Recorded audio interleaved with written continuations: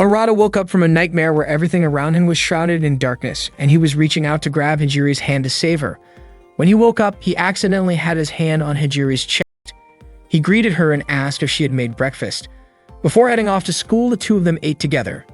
During breakfast, Arata asked if Hijiri was still mad at him. Hijiri told him to talk about something else, so Arata made a comment about how her chest seemed to have gotten a little bigger. Hijiri scolded him, but Arata just said that it was a good thing. He brought up an old drawing where Hijiri had written "Hijiri loves Arata," saying she looked like a little kid when she drew it. Hijiri was surprised that he still had it and said it was embarrassing. But it turned out Arata had even set it as his phone wallpaper. The two of them left for school together. Hijiri was not only Arata's cousin, but also his childhood friend. Arata thought she could be annoying and bossy, but he did not hate being around her. Hijiri commented on how clear the weather was that day. Arata looked up and saw the sun covered in black, but assumed it was just his imagination. Suddenly, a girl passed by and he heard her voice telling him to wake up or else she would kill him. Later in class, Arata was still thinking about the girl's voice from that morning. During lunch break, he went up to the school rooftop and spaced out. Hijiri found him there and said she had not known he liked spending time up there. She asked why he looked like something was on his mind. Arata asked if the sun had always been black. Hijiri was confused and told him that, as far as she knew, the sun had been black even before he was born. Arata asked if she was being serious. Hijiri told him that the world he was in was exactly the world he had wished for, a place where the two of them could be together and have fun every day. So why would it matter if the sun was black? She even said that if he stayed with her forever, she would do anything he wanted. That made Arata question whether the person in front of him was really Hijiri. To test her, he asked about his birthday, his favorite food, and where he hid his adult magazines. She answered all of them. His birthday was June 18th, his favorite food was fried chicken, and he kept the magazines under his bed. Hijiri asked if he still did not believe her and said she had never lied to him. Then Arata asked again what color the sun was. Hijiri said it was obviously black. Arata reminded her that when they were kids, she had drawn it red. He was sure that Hijiri had never lied to him, so he started wondering who the girl in front of him really was and where the real Hijiri had gone. Hijiri laughed and said that Arata had backed her into a corner. She admitted she never expected him to figure out just from that drawing. Suddenly, a girl fired a shot at Hijiri. Thankfully, she managed to activate his shield in time. Arata realized that it was the same girl he had seen that morning. She introduced herself as Lilith. Arata asked why she was wearing something that looked like an assassin's outfit, and Lilith explained it was actually a battle uniform for mages. Arata was totally confused about what was going on. Hijiri snapped her fingers and changed everything in front of him. The world around them started to fall apart. Hijiri told him that this was actually the world he had been living in all along. Lilith explained that 3 days ago, a massive gravitational disturbance of unknown origin had been detected in that area. The incident was known as a breakdown phenomenon. The entire city had been swallowed up by a gravitational quake. Arata held his head in pain as the memories came flooding back. Hijiri asked if he had finally remembered what happened. Arata recalled the moment when the sunlight turned black and the dark light swallowed everything. That was when Hijiri gave him a magic book and asked him to save the world to make her wish come true. She had asked him to wake up in the morning after she left to make sure he ate 3 times a day and to keep himself clean. She kissed Arata, and not long after that, her body began to fade. She told him not to forget about her. Back then, Arata had no idea what was going on or where everyone had gone. All he knew was that he was holding the magic book and wished for everything to go back to normal. It suddenly hit him. He was the one who caused it all. Hijiri admitted that she had been asked to grant Arata's wish, so she created a world that matched exactly what he wanted. Lilith was also shocked as she had been sent by the school to investigate the phenomenon. What she found was a city that was never supposed to exist. Hijiri said it was no trouble at all for her to create it. According to Lilith, the magic book was incredibly dangerous. If anything went wrong, the damage could spread, possibly creating an entirely different world. A regular magic book could never do something like that. Lilith gave Arata 2 options: either hand over the book and erase the fake world, or refuse and be killed on the spot, since no one else wanted that false world except him. If he chose the first option, Lilith promised he could go back to living a peaceful life, but they would destroy the book and wipe his memories of Hijiri and the others. If he refused, she would kill him right then and there. Arata laughed and asked why he would want to live if it meant forgetting everything, especially Hijiri. He asked where the real Hijiri was and what had happened to her. The fake Hijiri explained that the real one was still alive, while she was just a shadow projection of her. The real Hijiri was somewhere across space and time. Once Arata realized that Hijiri was still alive, he said he would not give up the magic book or accept death. Instead, he chose a third option. Arata then followed Lilith to Biblia Academy to learn magic. The magic school was located deep in the countryside. Lilith was still surprised that Arata had been let off so easily. Nothing like that had ever happened before. Arata had previously asked to become a mage, believing that since all mages had magic books, that meant he could become one too. Lilith had never heard of something like that, but considering he had created an entire world, it made sense. Arata was confident in his choice to become a mage, no matter how small the chance might be. While walking through the academy halls, Arata found out that Lilith was actually a teacher at the school. He asked her how old she was, and she replied that she was the same age as him. She showed him his classroom and reminded him to treat everyone with respect. Lilith introduced Arata to the class and he greeted everyone. Out of nowhere, Selena asked Arata what kind of girls he liked. Arata replied that he appreciated all kinds of personalities, but what mattered most to him was someone who was kind and beautiful on the inside. Selena asked again if it was really true that Arata could create a new world, even though that kind of power was supposedly only possible for someone on the level of a demon lord. Arata then asked if there was truly no one else who could do something like that. Suddenly, the whole class erupted in excitement, saying that they had a future demon lord candidate right there in their class. Rumors started flying around the school about Arata, the new student who supposedly had magic as powerful as a demon lord. Selena had deliberately spread the news to everyone, even claiming that Arata had the ability to create his own world. That same day, the headmaster called Arata to his office. Lilith mentioned that because of the rumor, they had not been able to get anything done in class. Arata just shrugged it off, saying the rumor actually sounded kind of cool. The headmaster welcomed Arata on behalf of the school and explained that Biblia Academy was actually a super-secret organization that trained mages.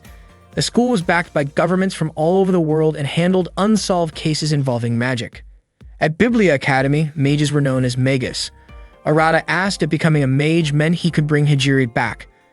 The headmaster said he could not guarantee anything, but magic had the potential to make the impossible possible. In other words, whether something could happen or not really depended on the individual. Lilith added that there were no shortcuts. Only those who work hard and stayed disciplined would succeed. Arata reminded them that the headmaster had just said magic could make the impossible happen. Lilith did not have an answer for that. The headmaster confirmed what he had said and went on to explain that the school had 7 top students, each one outstanding in their field, who were called the Trinity 7. They were like boss-level characters in a game, and Lilith was one of them. Arata acknowledged that Lilith certainly looked the part, though Lilith insisted that appearance did not mean anything. The headmaster told Arata that if he could get to know the Trinity 7 and earn their trust, he might begin to understand what it truly meant to be a mage.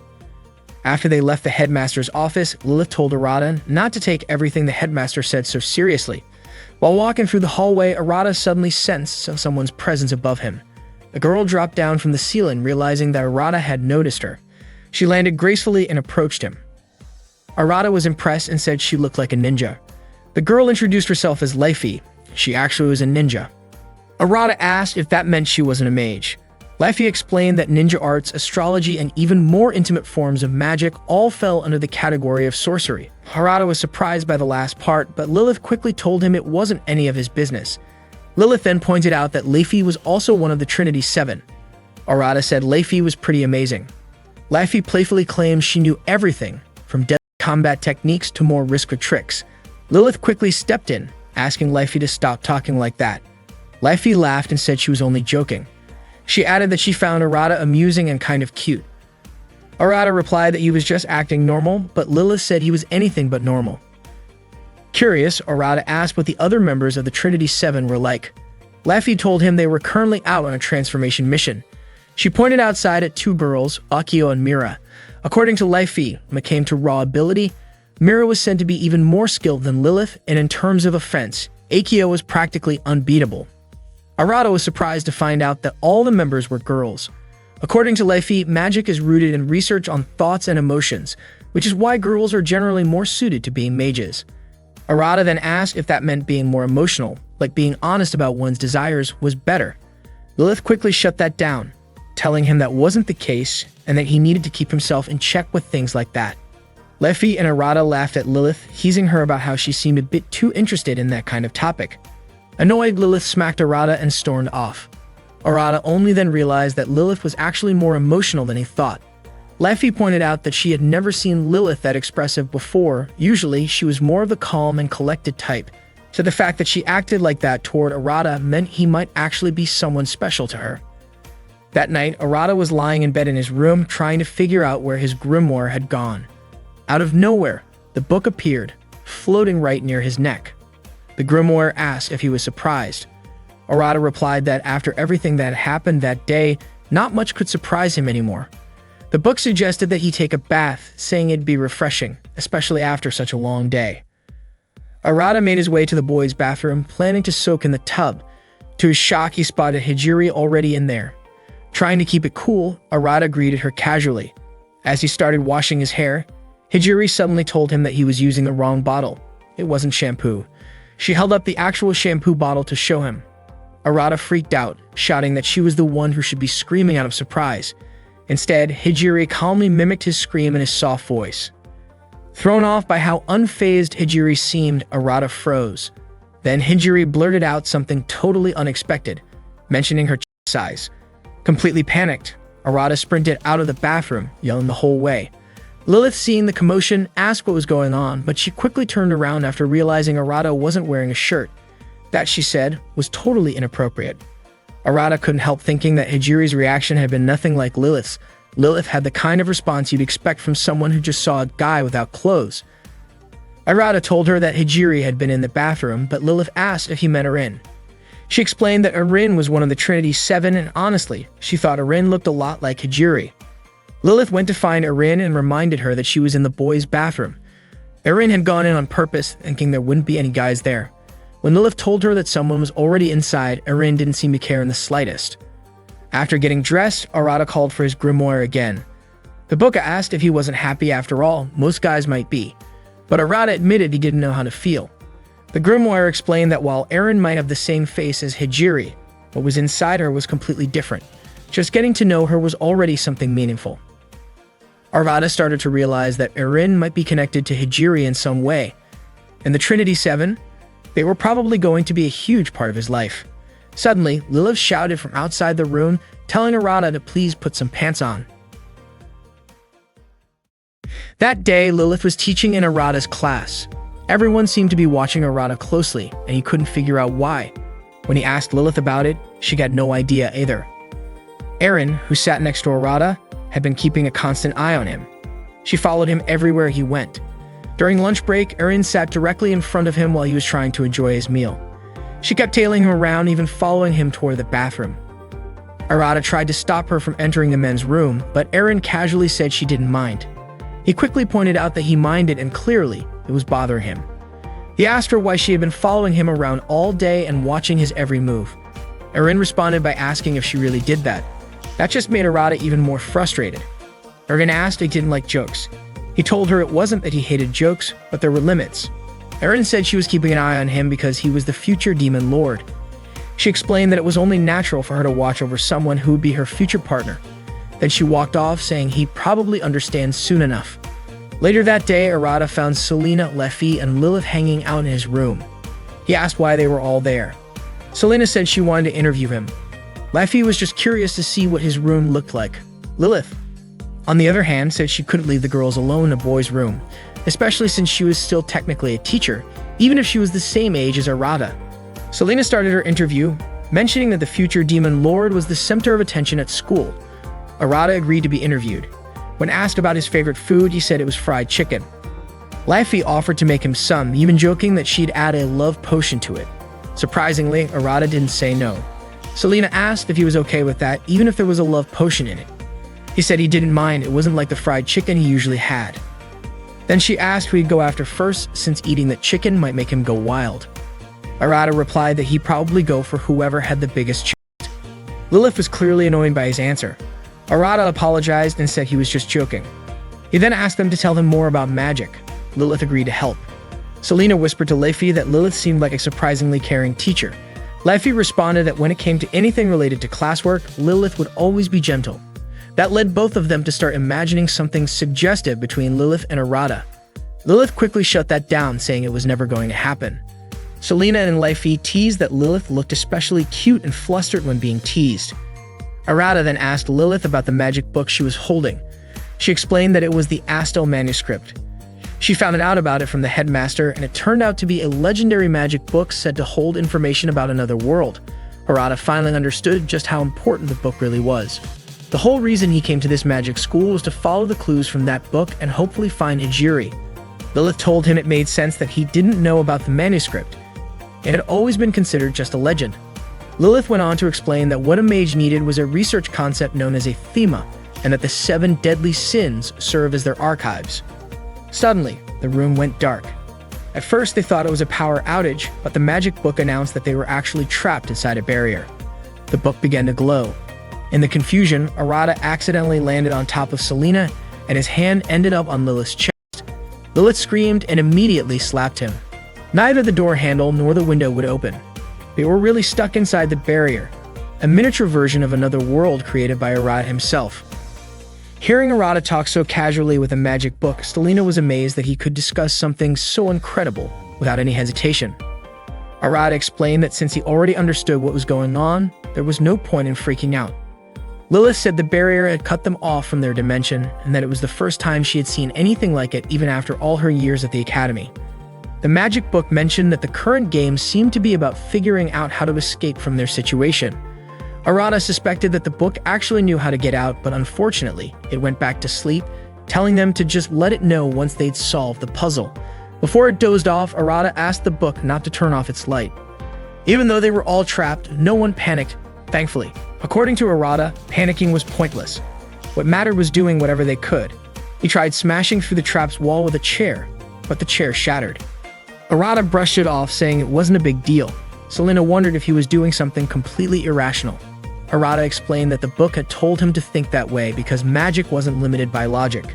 So doing something illogical might be the key to breaking out. But it turned out he was wrong. Selena started wondering who set this up and why. Leifi guessed that Arata might be a main target. Arata thought whoever was behind it was probably testing his power. The problem was, it was hard to prove anything when he couldn't really do much. Still, although it was all vague, he had a hunch who was behind it. For now, though, he was willing to play along. They began checking every corner of the room. At one point, Arata even suggested they just give up and take a nap. Selena quickly reminded him that giving up wasn't an option. She also pointed out something important Arata had overlooked. There wasn't a bathroom in the room. Arata told everyone not to worry, saying that if anything happened, he wouldn't say a word about it. Suddenly, Lilith looked like she was struggling to hold something in, but she didn't say anything. Seeing this, both Leifi and Selena panicked. They were running out of time and had to get out of the barrier fast.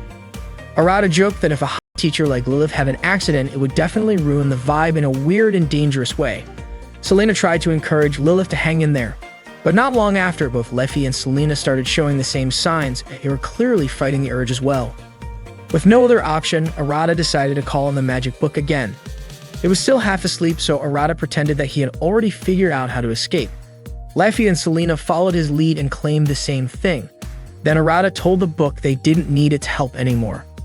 Lilith thought that kind of cheap trick wouldn't work on a legendary magic book.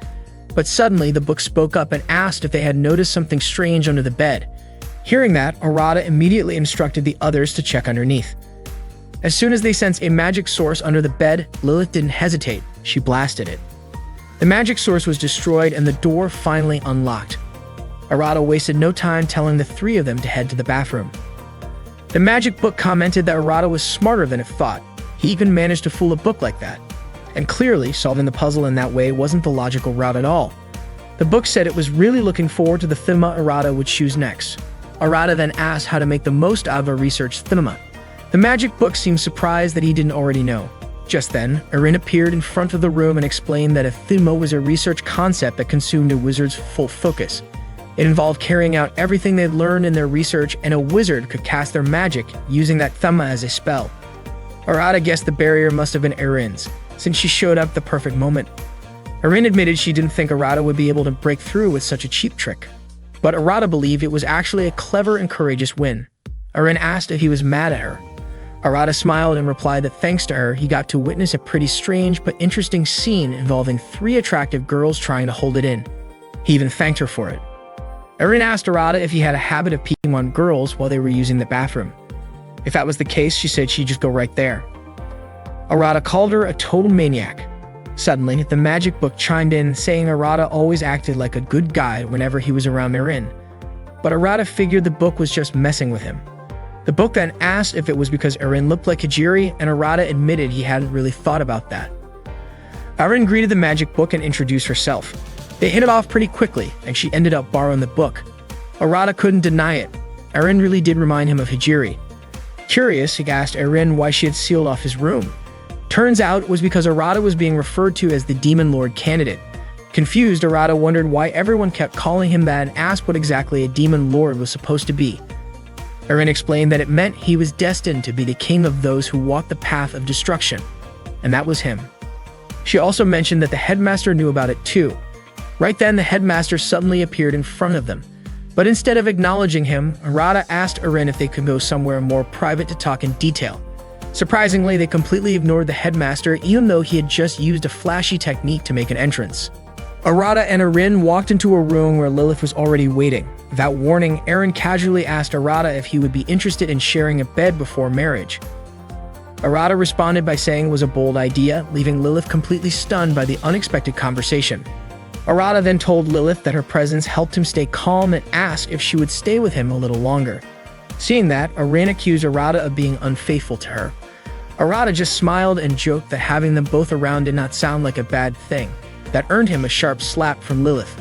Trying to shift the focus, Arata asked Erin why she had locked them inside his room. Lilith was surprised to learn that Erin was behind it. Erin explained that she did not mean to trap anyone, she just did not want to waste time. She added that the headmaster had told her a strong emotional conflict could trigger a major magical phenomenon in the Demon Lord candidate.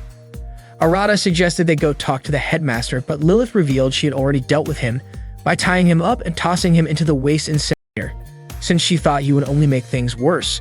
Still confused, Lilith asked why the situation needed to escalate into a destructive magical event. Erin said she wanted to show them something. She told Arata to place his hand on hers, and a strange magical force began to take shape. Erin linked it to the Ira archive to activate her magic Thema. Her Thema was Rowena, which meant destruction. Arata suddenly felt a surge of pain as Erin broke through the magical restraints of his spellbook. She forced its limits, making it impossible for Arata to hold back the power inside him. His magic book then asked Erin if she was trying to push Arata's magic beyond its limits. Lilith began to worry. If this continued, the entire school might be affected by a destructive magical reaction. Not long after, objects all around the school began breaking down into tiny particles. Lilith realized this was the phenomenon they had been warned about, and it looked extremely dangerous. Erin explained that destruction was the core of her Thema. Since Arata was closest to Rowena, she believed it was their responsibility as mages to study this kind of magic, no matter how extreme it seemed. Even she had not expected the effect to be so powerful. Meanwhile, Selena approached Leffy and asked what was happening. Leffy guessed it had to be a breakdown phenomenon, especially since even the sun appeared to be darkening. The headmaster, tied up elsewhere, was in disbelief that Erin had actually triggered the event. If it kept spreading, the entire academy could collapse, and he knew he could not allow that to happen. The magical energy kept growing. Erin was shocked by how much power had been unleashed. Lilith realized that if this did not stop, the damage might not be limited to just the school, it could reach far beyond that. She aimed her weapon at Arata, preparing to stop him, but Erin stepped between them. Lilith asked her to move, but Erin refused. She could not stand by while someone hurt the man she considered her future partner. Lilith reminded her that the destruction could take out everything, including Erin herself. But Erin insisted. To her, the purpose of magic was to explore the unknown, even if it meant stepping into something as dangerous as destruction. Just then, Mira and Akio suddenly broke through the wall, calling in a surprise entrance. They had just returned from trying to contain another breakdown event elsewhere, only to find their own school under threat. Mira was a top Brumoyer security officer, and Akio held the third highest rank in that division. Lilith asked why they were back so soon, since their mission was still underway. Akio answered that it had already been wrapped up. Suddenly, the destructive energy stopped. Mira had used her own powerful magic to neutralize it. Her Thema was Eustitia, linked to Superbia, the Archive of Pride. Mira stated that she would not allow any form of magical corruption to spread. She then ordered Akio to eliminate Arata, since he was the source of the incident. Akio activated her magic and prepared to strike. Lilith stepped forward and told her not to do it. Erin tried to move but realized she could not. Akio told them not to take it personally. This was just part of her duty. She was there to eliminate anything that threatened balance, and Arata was currently seen as that threat. Without hesitation, she launched a powerful kick directly at him. Arata and Arin were punished for blowing up the school by being assigned to work at a beachside food stall. Arin admitted it was Arata's fault, since she saw him as her husband, but Arata argued she was just as responsible. In the end, Arin said it was just husband and wife teamwork. Lilith reminded them that they were absolutely forbidden from doing any more experiments that could destroy the school. Arata got that working was part of their punishment, but he still wondered why they had to do it on a remote southern island. Lilith explained that the headmaster had planned the trip ahead of time. Plus, since the school was unusable anyway, he thought this would be a good opportunity. At that moment, the headmaster was actually back at the school, fixing the mess himself. Arata was surprised. He did not expect the headmaster to be that capable. Just then, Selena and Leffy showed up.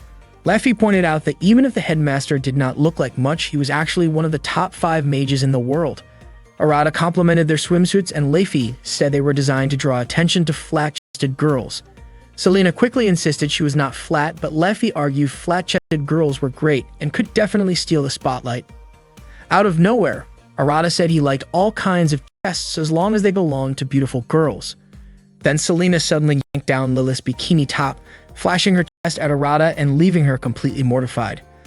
Arata gave her a perfect score, 100 points. Selena was stunned that Lilith had even worn a bikini, and Leffy accused her of trying to seduce Arata. Arata started daydreaming about Lilith asking him to rub sunscreen on her, and in the heat of the moment, he blurted out a marriage proposal.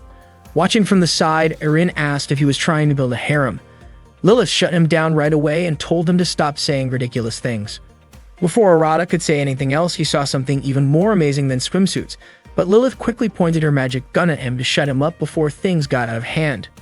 Earlier, Mira had ordered Akio to eliminate Arata. Lilith had tried to stop her, and Arin wanted to help too, but she suddenly found herself unable to move. Akio did not hesitate. She said not to take it personally, it was just her duty to eliminate evil. She landed a powerful kick on Arata, and Mira thanked her.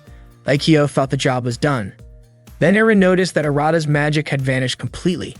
Mira told Akio it was time to return, since the mission seemed complete. But right then, a new destructive phenomenon started to stir. Akio asked what was going on. Wasn't Arata supposed to be the source of all this? Mira said calmly that there was a simple explanation. Meanwhile, Arata found himself in a blank, silent space. The only sound he could hear was a violin playing in the distance. He followed it and came across a door, which led to a girl's bedroom. There, a girl playing the violin greeted him. Her name was Yui. She called him Big Brother, saying he felt like someone older than her. Arata asked if this was her world, though he doubted it was heaven. Yui explained that his body had been completely destroyed after Akio's attack. At the last second, she had pulled him into her world. Outside, though, things had fallen into chaos. She showed him what was happening through a drawer that acted like a window into reality. If things continued the way they were going, the entire school would be destroyed. Back in the real world, people around the school began turning to dust one by one. Those with weaker magic were being pulled in first. Selena was confused by how calm Leffy looked, but in truth, Leffy was absolutely terrified. Lilith, Arin, Akio, and Mira were working together, using their magic to protect everyone they could. But Mira started to wonder if Arata was more trouble than he was worth. It felt like he had dragged all of them into this mess. Meanwhile, Arata told Yui he had to go back. He had to stop what was happening. Yui asked if he even knew how to stop it. Arata admitted he did not, but since he was the one who caused it, he felt responsible for ending it. Yui admired his determination. Arata said he did not want to drag anyone else into the chaos. That was when Yui told him he could take control of his magic by choosing a thema and channeling magic through it. She explained that to become a real mage, he had to research and pick a thema, because that was where everything began and ended. Superbia, Invidia, Ira, Acedia, Avaricia, Eula, and Luxuria, the 7 deadly sins. Each one represented an archive where different themas could be found and studied. According to Yui, that was the shortcut he needed to gain full control of his magic. That was when Arata remembered Mira and mentioned Superbia. Yui confirmed that Superbia was the archive Mira's magic came from. She also explained that Mira's thema was Justitia, which represented justice. Hearing that, Arata started to get a better idea of how his own magic might work. If Mira's thema was justice, then maybe his was the opposite. He thanked Yui. and said he had to go back to the school and set things right. If he didn't, even Yui's world might be in danger. He said he could handle it and promised to show her, then asked her to send him back. A moment later, Arata reappeared inside Mira's protective barrier, right in front of Lilith and the others. He told them that if he could stop the destructive phenomenon, then everything would be fine. Mira still was not convinced and got ready to attack again, but Akio stopped her and said they should wait and see. If Arata failed, they could take care of it then. Arata quickly turned to his grimoire and chose Rules as his thinema. The grimoire responded, confirming his choice. The heart, the existence, and the soul led to Impel, which belonged to the Superbia Archive. The Astal manuscript, Arata's grimoire, officially declared its contract with him. Without wasting any time, Arata activated his Thema and entered Magus mode. With that power, he and the grimoire could take control of all the magic in the area and erase it. He shouted for all the surrounding magic to vanish, and just like that, the destructive phenomenon stopped completely. But then something unexpected happened. Lilith, Erin, and Akio's clothes vanished. Only Arata and Mira were still dressed. Lilith screamed and scrambled to cover herself. Akio asked why Mira's clothes were still intact, and Mira explained that her crystal sphere had reflected the effect. She sighed and said the Demon Lord candidate was way too much trouble, and she never wanted to deal with that again. Then even Arata's clothes disappeared, making Lilith scream again in shock. Later, Arata proudly told Selena that he had saved everyone with his amazing new technique. Selena asked what kind of technique he meant. Erin jumped in and said that Arata's new power had erased the destruction entirely. Arata told them it was called Magus Mode. Selena said this was Arata's official debut as a mage. But Lilith cut in, warning him not to show that off to just anyone. Out of nowhere, Leify commented that Lilith should not be flashing her chest to people either. Then, true to form, Leify grabbed Lilith's chest and casually said she was impressed, talking about its elasticity, softness, and shape. Lilith told her to stop, but Leify seemed to be enjoying herself. Not long after that, Lilith pulled out her weapon and fired it. Arata and Selena quickly ran away. While they were alone, Arata asked if Selena really wanted to see him. She replied that what she wanted to see was what was under his underwear, but then instantly took it back. She just wanted to see him in Magus mode. Suddenly, Arata's magic book spoke up and said Selena was good at teasing him. Selena asked if it was really a magic book, and it answered by reminding her that the last time they met, she had been holding in her pee. Embarrassed, Selena told Arata to show her his magical powers. Since no one else was around, Arata activated Magus mode. Selena was amazed. Then, without warning, she used her magic to bind him using a photo. Her magic, Logos Art, had the power to restrain even future Sorcerer Kings. Arata's magic book told him to show Selena his ultimate technique. In a flash, Arata broke out of the spell and made Selena's clothes disappear. Selena let out a loud scream, which reached all the way to Mira and Akio, who were swimming nearby. Akio asked Mira if she was still sure nothing was going on, and Mira replied that Arata really did seem like a complete pervert. Akio agreed, saying that a magic spell that people might actually be terrifying. Selena told Leify what had happened, and Leify said Arata sounded pretty interesting. While they were walking down the hallway, they suddenly heard voices coming from near Lilith's room. It was Arata and Lilith. Leify and Selena immediately assumed they were up to something naughty. But as soon as they made a sound, Lilith opened the door and punched both of them. Turns out, nothing was going on. Arata was just talking to her about how his magic might be able to bring Hijiri back home. Arata and the others were on their way to the mixed bath. Lilith explained that the reason Arata wanted to become a mage was to save his missing cousin, Hijiri, who had disappeared during the destruction phenomenon. Selena asked if there was any other way to bring her back. Lilith said that the headmaster had told her Arata needed to meet with the Trinity Seven. Arata remembered the headmaster saying the Trinity Seven had to become his allies. He already knew that Lilith, Erin, Leify, Mira, and Akio were part of the Trinity Seven, which made 5. So he asked who the other 2 were. Selena told him one of them was a girl named Yui, but she hardly ever came to school. Arata said he had already met Yui, which surprised Selena. She explained that Yui was a special sorcerer that could only talk to her in dreams. The last girl had disappeared before Arata even got to the magic school, and no one knew where she was now.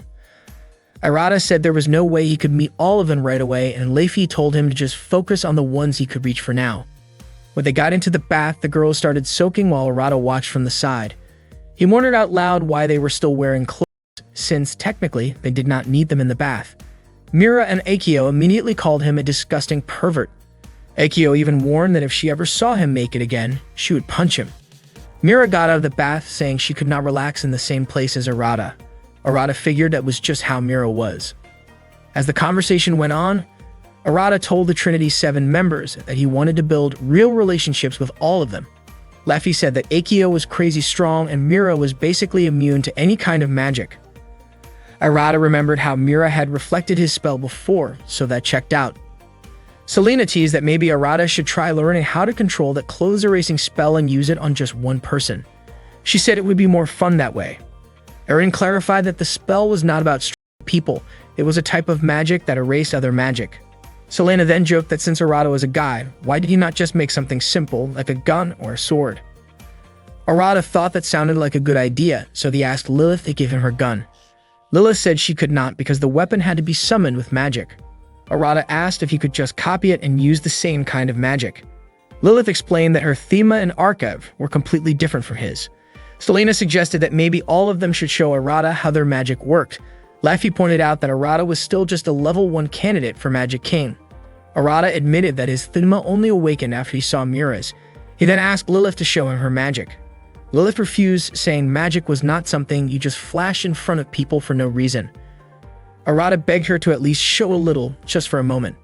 Lilith still said no and told him he needed to study magic properly first. Arata kept pushing, saying he would do anything to bring Hijiri back, so she had to help him in any way she could. Hearing that, Lilith finally gave in a little and said that Arata owed her big time. He immediately hugged her, but she smacked him right away. After that, Lilith activated her magic. Her style was called Outer Alchemic, basically alchemy-based magic. Arata quickly told his magic book to transform into a gun, and somehow, it actually worked. Arata was thrilled.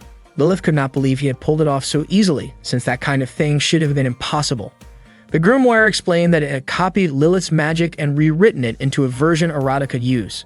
They both wondered if Arata's magic could adapt and use spells from other mages. Arata said that, apparently, it could. Arata didn't expect that he actually had the ability to copy magic. He thought maybe he could be the kind of main character who could use every kind of spell out there. But according to Lilith, that was impossible. Arata could only copy the surface of a spell. He needed to understand the process behind it to really make it work. Both Arata and Lilith were shocked when they opened the classroom door and found all the students seemingly fast asleep. Arata tried to wake up Selena, but nothing worked. He started wondering if maybe everyone was trying to boycott Lilith's lesson. He half-jokingly suggested that maybe Lilith needed to improve her teaching skills, especially since this was what happened when she ignored her responsibilities as a teacher. Lilith defended herself, saying she never slacked off like that. Suddenly, Leffy showed up and said something else was going on. Arata, Lilith, Leffy, Mira, and Akio all headed to the headmaster's office to figure out what was really happening. The headmaster explained that this was a breakdown phenomenon, and students whose magic wasn't strong enough had fallen unconscious because of it. Oddly enough, the headmaster then made a comment about being tempted to tease the sleeping girls. Arata, surprisingly, went along with the mood. But before it went any further, Lilith immediately smacked both of them and told them to stop fooling around. Mira told Akio they needed to eliminate the breakdown phenomenon as soon as possible. The headmaster asked Mira to work together with the others, but she refused, insisting that she and Akio were more than capable of handling it on their own. Before leaving the room, Mira shot Arata a cold, judgmental look. Arata, half-jokingly, wondered aloud if maybe Mira had a crush on him. Erin quickly shut that down, saying Arata was way too full of himself. Arata told Erin she should try being a little more open, to which she dryly replied, "Like letting you see me naked again." Lilith then turned to the headmaster and asked if the breakdown phenomenon was really what he said it was. He confirmed that powerful magic was leaking from beneath the school. Leffy guessed that the magic could be coming from Yui. Arata asked if Yui was the girl with the second sexiest body after Lilith. The headmaster confirmed it. He explained that Yui lived in a prison underneath the school and her magic was going wild, which caused this whole situation. That was the first time Arata learned that the school even had an underground prison. Lilith, Arata, Leffy, and Erin made their way through a massive underground labyrinth to find Yui. Leffy explained that Yui was a mage who lived on the other side of this world, basically, the dream world. That was her Thema, and that's why she was sealed away. She used Cardinal class magic, making her the second most powerful mage after the headmaster. According to Erin, Yui's immense power had caused her world to fall into a deep sleep. When Arata asked what that meant, Leafy said simply that the world Yui used to live in was destroyed. Lilith suspected that Yui might have been influenced by the Demon Lord candidate because she had met Arata. Arata realized there was a chance this whole phenomenon was partly his fault. Lilith reassured him that they could still fix it. Leafy encouraged them to find Yui before Mira and Akio did. Arata asked why it was so urgent. Arin explained that one of the duties of Grimoire security was to reformat breakdown phenomena and eliminate anything corrupted by them. So if Mira and Akio reached Yui first, they would likely destroy her. Understanding the stakes, Arata agreed they had to find Yui quickly. Since the place was dangerous, they needed to switch into Magus mode. Leafy noticed that something, or someone, seemed to be waiting for them. It turned out to be demons. Demons often show up during breakdown phenomena or in places with magical interference. They're creatures from another world that feed on magic, and those who wield it. Arata mentioned that the gun he created before might come in handy, but he didn't know how to summon it again. He asked his grimoire if it could transform into the same gun, but the book replied by asking him for the composition details.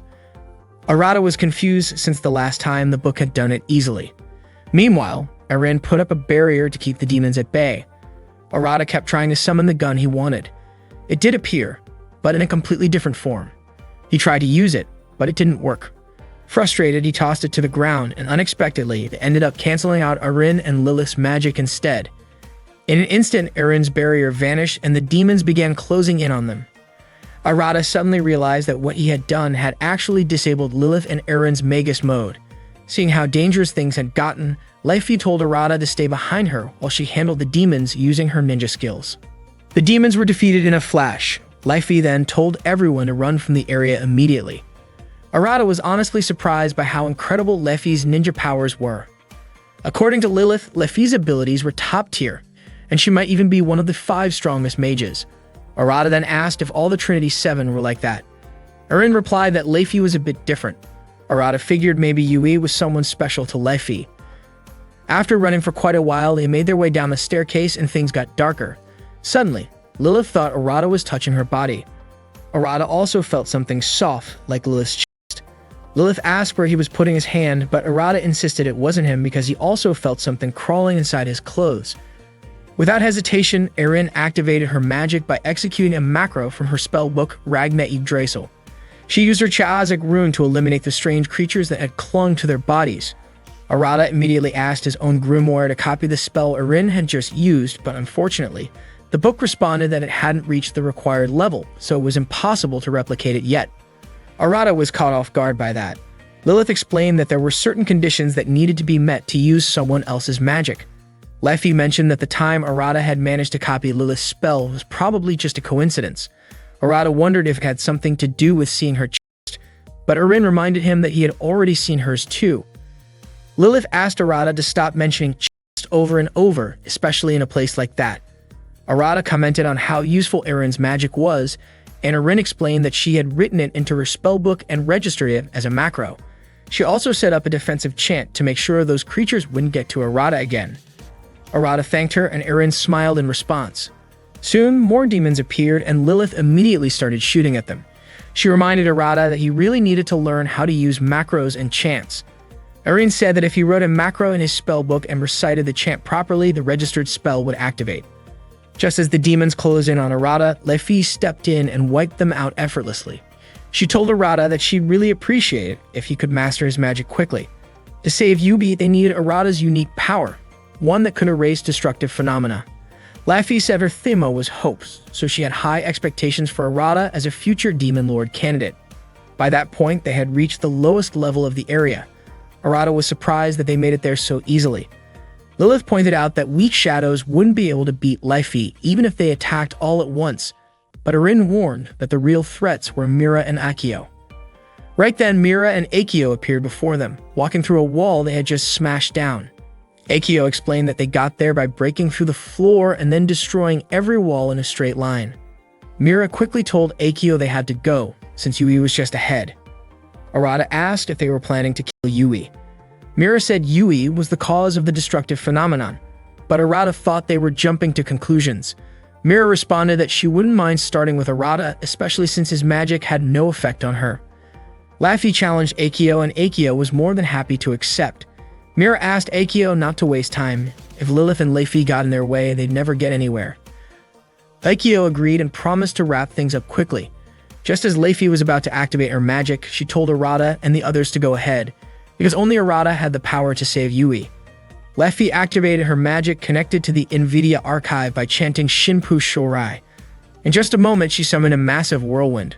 Arata lost his balance and fell to his knees right in front of Mira. Accidentally, he caught a glimpse of Mira's bunny print underwear. Mira, completely shocked and embarrassed, immediately told Akio to finish the fight, and without hesitation, Akio unleashed a powerful blow. Arata, Lilith, and Erin rushed straight to Yui's room. As soon as Lilith opened the door, poisonous gas began pouring out of it. Inside, a giant dragon loomed, and Yui looked completely different from how Arata had seen her before. According to Erin, what Arata saw earlier was Yui's ideal form. When the dragon's eyes opened, its magic resonated with Arata's. The dragon blasted its power straight at him, but Erin jumped in to shield him. Unfortunately, her barrier couldn't hold up against the dragon's strength. Lilith quickly switched her weapon to Buster mode and fired at the dragon. Arata asked if they had taken it down, but Lilith told him the attack wasn't strong enough. The dragon's magic was far too powerful. Just then, Mira and Akio showed up. Mira explained that the creature was Code D and its illusion had fully materialized. Seeing them arrive, Arata asked where Leifi was. Lilith even started to worry that something might have happened to her. Suddenly, Leifi appeared right behind Lilith and, out of nowhere, squeezed her chest, causing Lilith to scream loudly. Erin asked Akio if they should consider a ceasefire, but Akio thought they couldn't afford to take it lightly. That dragon wasn't just any illusion, it was the strongest kind, something like a demon. Mira wondered if Akio was planning to take it on alone, but Akio still wanted to give it a try. Leifi helped Arata up and told him to take a deep breath and refocus on his grimoire. Not long after, he started to recover, and the toxic gas that had been coming from his body began to fade. Watching Lilith and the others teaming up to take down the dragon, Leifi encouraged Arata to join them in the fight. She reminded him that magic battles could erase destructive phenomena, and if he truly wanted to find Hijiri, he would eventually have to face battles like this. Arata asked Leifi how to summon his gun, saying he wanted to use it. Leifi agreed, saying it was the best way to help Yui. Arata called her kind, but Leifi said she didn't expect anything from anyone. Yui had never really made friends, but the two of them had a lot in common. According to Leifi, Arata's Thema magic was the furthest thing from who he was. And because she didn't expect anything from others, she had ended up wishing for everything. Arata understood. Magic was about doing the things that seemed most impossible or unreasonable. He wanted to get everything under control and stop the destructive phenomenon. Leifi asked Lilith to give Arata a proper magic lesson. Lilith started explaining. She told Arata he needed to choose his materia first. His grimoire said the incantation could be the same as what Lilith used, and that part didn't matter much, but Arata had to be careful. He had a habit of underestimating magic. Using too much of it without thinking could end up swallowing him one day. Lilith explained that alchemy is bound by material exchange and that it uses either magic or a person's soul as its cost. So if it's used too much, the price could go beyond what Arata can handle. His grimoire warned that if he kept pushing his magic, it might overwhelm him, and Arata could turn into a demon. The book even mentioned that if his magic spiraled out of control, he might end up just like the demons he had faced before. And since Arata was a candidate for Demon Lord, he could potentially become an even greater threat, maybe even worse than the dragon. Still, Arata agreed to go through with it. Leifi told him to imagine the process, his grimoire turning into a gun, complete with a grip, barrel, and trigger. She gently kissed his finger as a way of placing her magic there. Then she told Arata to picture himself firing a magical bullet straight from the tip of that finger. Arata followed Leifi's instructions and started visualizing the weapon in his hand. After asking his grimoire to make it real, the book quickly activated the spell. In no time, it had transformed into a gun in his hand. With no hesitation, he ran straight toward the dragon. Mira could feel a powerful surge of magic radiating from him. Arata aimed the gun and fired at the dragon. It only took one shot. The dragon vanished instantly. Yui regained consciousness and greeted Leifi. Arata asked if she was okay. Yui smiled and rushed over and hugged him tightly. At that moment, she wasn't wearing anything, but she was overjoyed that Arata had saved her. Without any hesitation, Yui confessed that she loved him. Leifi smiled to herself. Watching the potential Demon Lord wipe out Code D in a single shot, especially while living side by side with her hopes, made things a lot more interesting for her. One morning when Arata woke up, he suddenly found Yui and Erin sleeping completely unclothed on either side of him.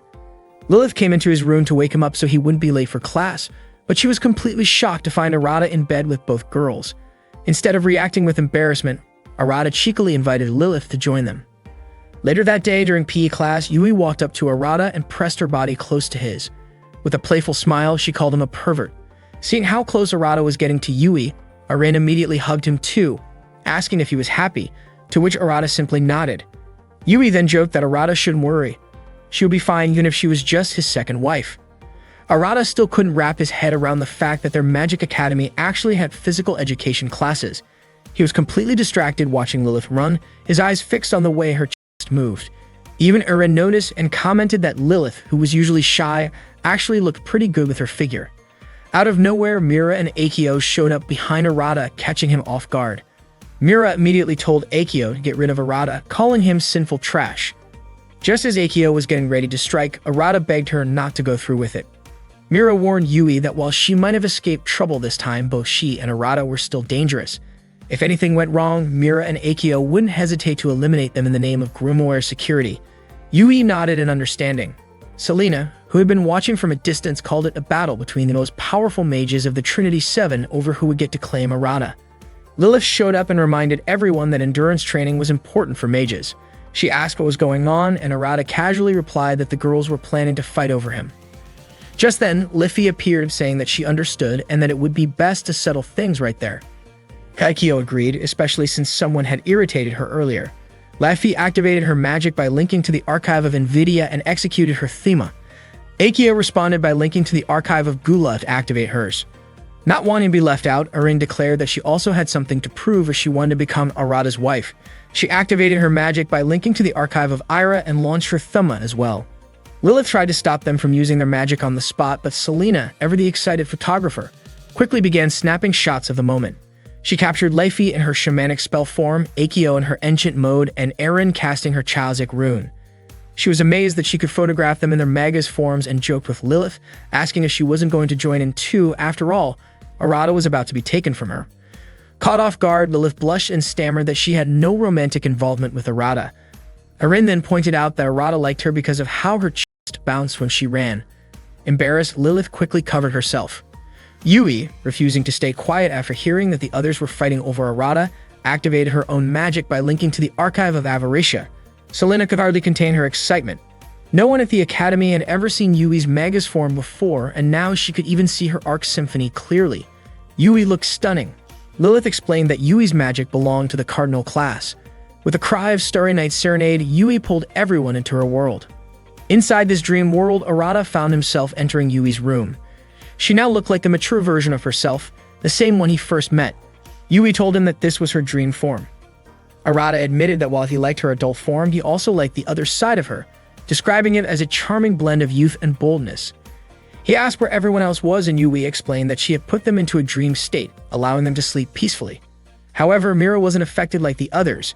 She had used her Gehenna scope at the last moment to reflect the spell. Surprised, Yui realized Mira had the power to bounce back any magic aimed at her. Arata suddenly remembered that Mira had once managed to make his clothes disappear using that same ability. Mira coldly replied that all she did was reflect his gross spell, and told him she found him absolutely disgusting. She made it clear that she would never forgive him, and turned and disappeared without another word. Arata said that Mira was cute, but also a little terrifying. Yui asked if Arata was interested in Mira too. Arata replied that it was only natural for a guy to want to get close to a cute girl, which made Yui laugh and say that Arata was really honest. As Yui leaned in to kiss him, Arata gently stopped her. He told her that if she really wanted to do something like that, they should at least get to know each other better first. Then he asked if she was friends with Laffy. Arata figured that since Yui didn't really understand what friendship meant and Laffy couldn't bring herself to expect anything from others, then Laffy's Thema must be hope, while Yui's might be friendship. Yui said he was right, but admitted that she had been asleep and alone all this time. Without the shock from Arata's magic, she would have never woken up, so in a way she was glad she didn't have anyone. That's when Arata finally understood. His magic had cancelled out Yui's magic and woke her up. Erin gently patted Yui on the head and asked her to be friends. Arata added that he would help Yui study her Thema. Yui got super excited about becoming friends with Erin. Then she looked at Arata and asked if being friends meant he could do anything he wanted with her now. Just as Arata was about to respond or maybe act on it, Lilith suddenly shouted, stopping him in his tracks. Arata was surprised that even in a dream, Lilith still managed to interrupt him. Yui giggled and said Lilith was seriously dedicated. Arata suggested that Yui return everyone to the real world. Instead, Yui suddenly kissed Arata and thanked him for saving her.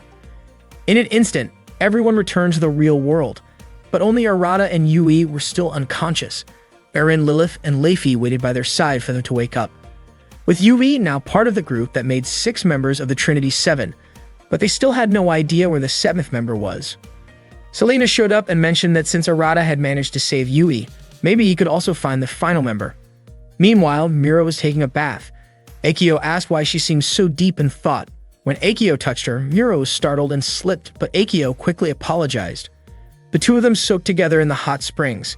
Akio could tell Mira was still feeling down and asked again what was bothering her, but Mira didn't feel like talking about it at first. Akio moved closer and reminded her that she didn't always have to act like the captain of Grimoire security. Sometimes it was okay to just be herself. Mira eventually opened up. Lately, she'd seen more and more signs of breakdowns, people losing control of their magic and turning into demons.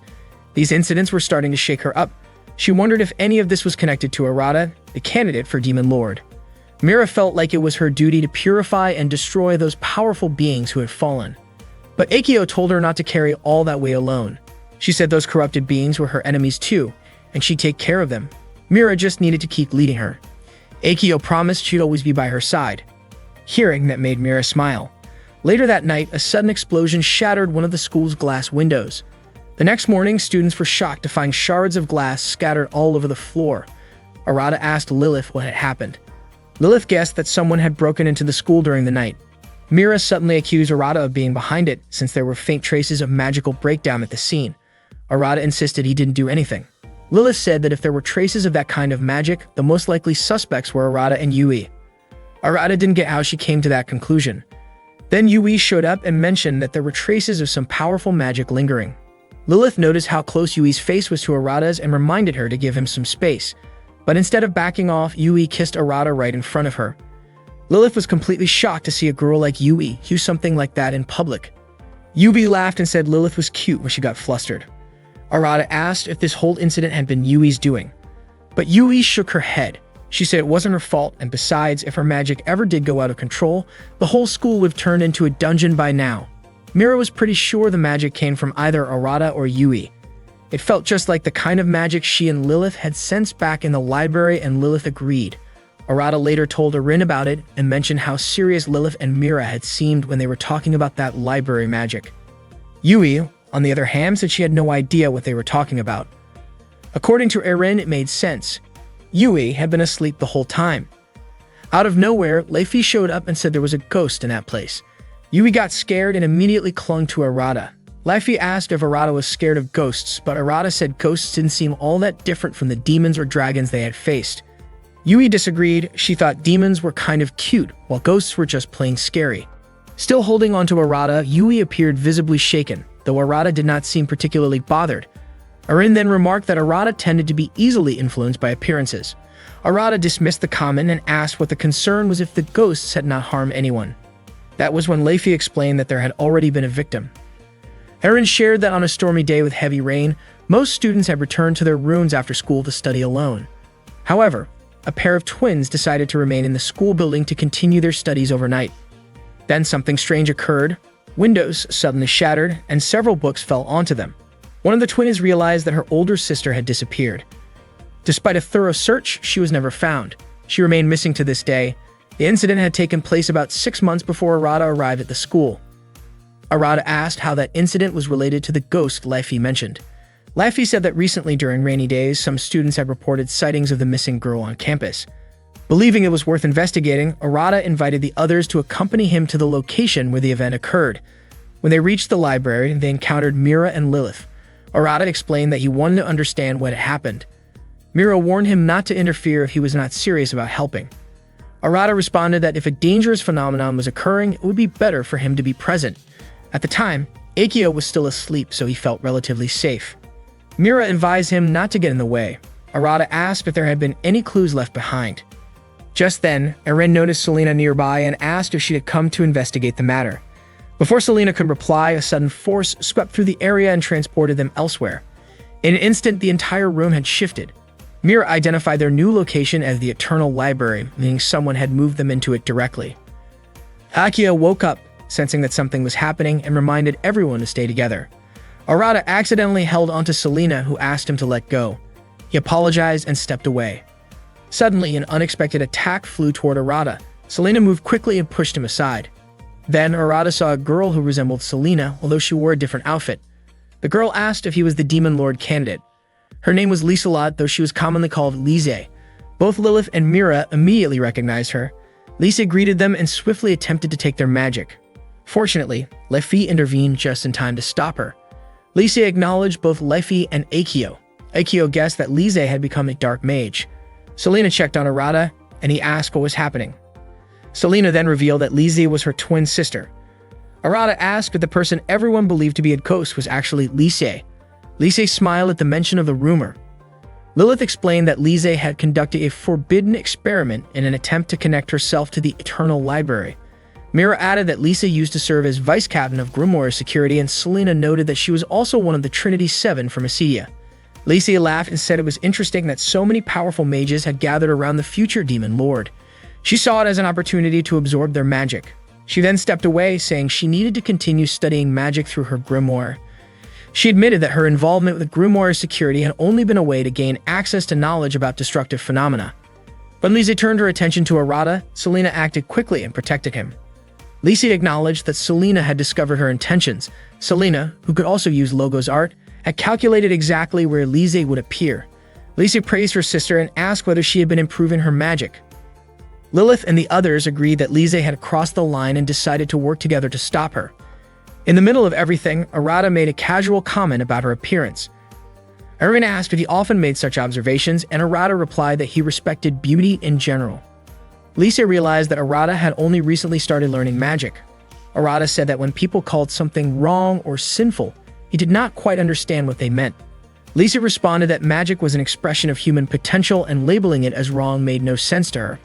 She also pointed out that taking power from a Demon Lord candidate was, in a sense, an act of rebellion. Without warning, Lisa appeared behind Selena and placed a mark on her neck to drain her energy.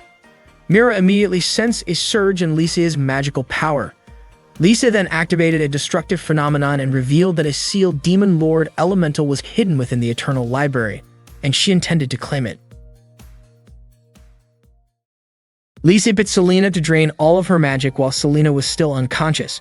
Mira noticed a mark at the bite wound. It was the seal of the Demon Lord. She told Lisa that she had become a sinful Demon Lord. According to Lisa, the ultimate goal for any mage is to become a Demon Lord, so it was only natural for mages to aspire to that. What she said made sense, but Lilith believed Lisa should have done more studying and research before taking that step. Unfortunately, Lisa wasn't interested in doing things the hard way. She preferred to skip straight to the finish line, just like Arata. For Lisa, skipping the process and jumping straight to the result was her research. Arata agreed with her, saying shortcuts were the best way to go since he didn't like dealing with complicated stuff either. If there was an easier way to do something, he'd absolutely take it. However, he wasn't okay with stealing a friend's magic. His grimoire asked him if he was sure about going up against Lisa, pointing out that she was way stronger than any opponent he had faced so far. Arata responded confidently, saying the title of candidate for Demon Lord belonged to him and him alone, and he was sure he could beat her. He activated his magic, tapping into the Superbia archive, and instantly executed his thema, transforming his grimoire into a gun. Lisa scanned Arata's magical energy with ease. She said his power was impressive, strong enough to nullify all magic, erase destructive phenomena, and even cancel out Yui's high-level abilities. She also mentioned that based on Selena's research, underestimating Arata would be a big mistake. Apparently, Lisa had stolen research from the mages whose magic she had taken, including Selena. Knowing Arata's capabilities, Lisa asked why he didn't just join her. Lilith immediately urged Arata not to accept anything Lisa offered and begged him not to listen to her at all. Suddenly, Lisa changed her appearance to look like Hijiri. She knew Arata wanted to save Hijiri, the girl who had been swallowed by the breakdown phenomenon. Lisa told him that if he joined her, she could help him rescue Hijiri faster. Arata was shocked that she knew about Hijiri. Lisa kept pushing him to join her if he wanted answers. At that moment, Lefi and Akio rushed in to attack Lisa. but the sheer force of Lise's magic was enough to push them back. Then, out of nowhere, Lise kissed Arata. She felt like she'd have gained something incredible. It was her first kiss with a guy, and she was surprised at how intense it felt. By that point, Arata's power had nearly vanished. Lise laughed triumphantly, proud that she had successfully stolen his magic. The power in her wings grew even stronger, and she praised Arata's incredible magic now flowing inside her. With everyone present, Lise decided to test out the power she had just stolen. With a snap of her fingers, she nullified everyone's magic and caused their clothes to vanish.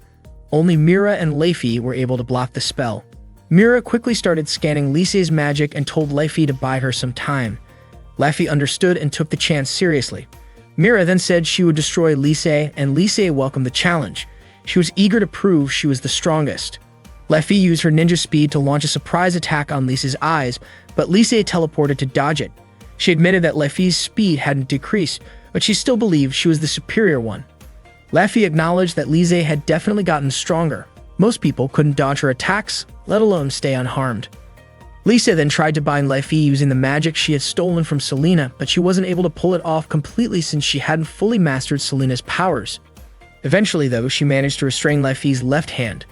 Leifi quickly leaped back, trying to break free from the bindings, and even complimented Lise on how much stronger she had become.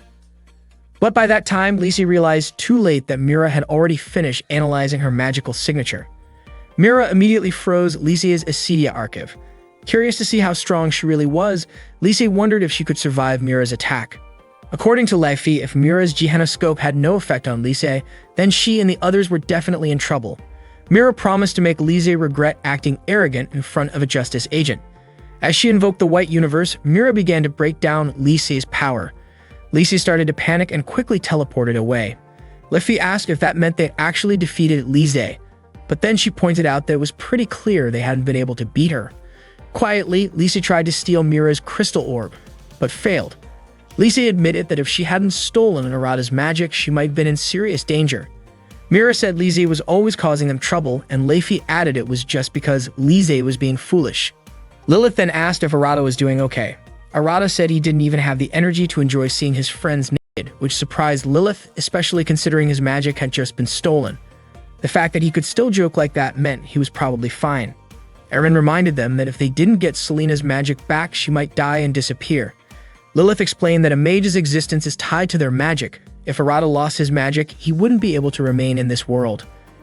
Eren realized that's why Arata had looked like he was about to pass out earlier. Arata then thanked his grimoire. The grimoire advised him to get out of there as soon as possible. Arata asked if Lise was really that dangerous. The grimoire confirmed that she was because of the magic she had stolen from him. With no other choice, Arata stood up. At that moment, Lise appeared and asked if he planned to run away, implying that he didn't care about Hijiri. That made Arata remember the moment Hijiri kissed him before she disappeared. Suddenly, Lise felt something strange. Arata responded, saying of course he cared about Hijiri. But right now, Selena was the one in danger. Lise asked if he seriously thought she'd let him just walk away. Leifi began preparing to strike. Lise calmly said she could see Leifi's movements. But as soon as Lise teleported, Leifi managed to catch up and smash one of her wings.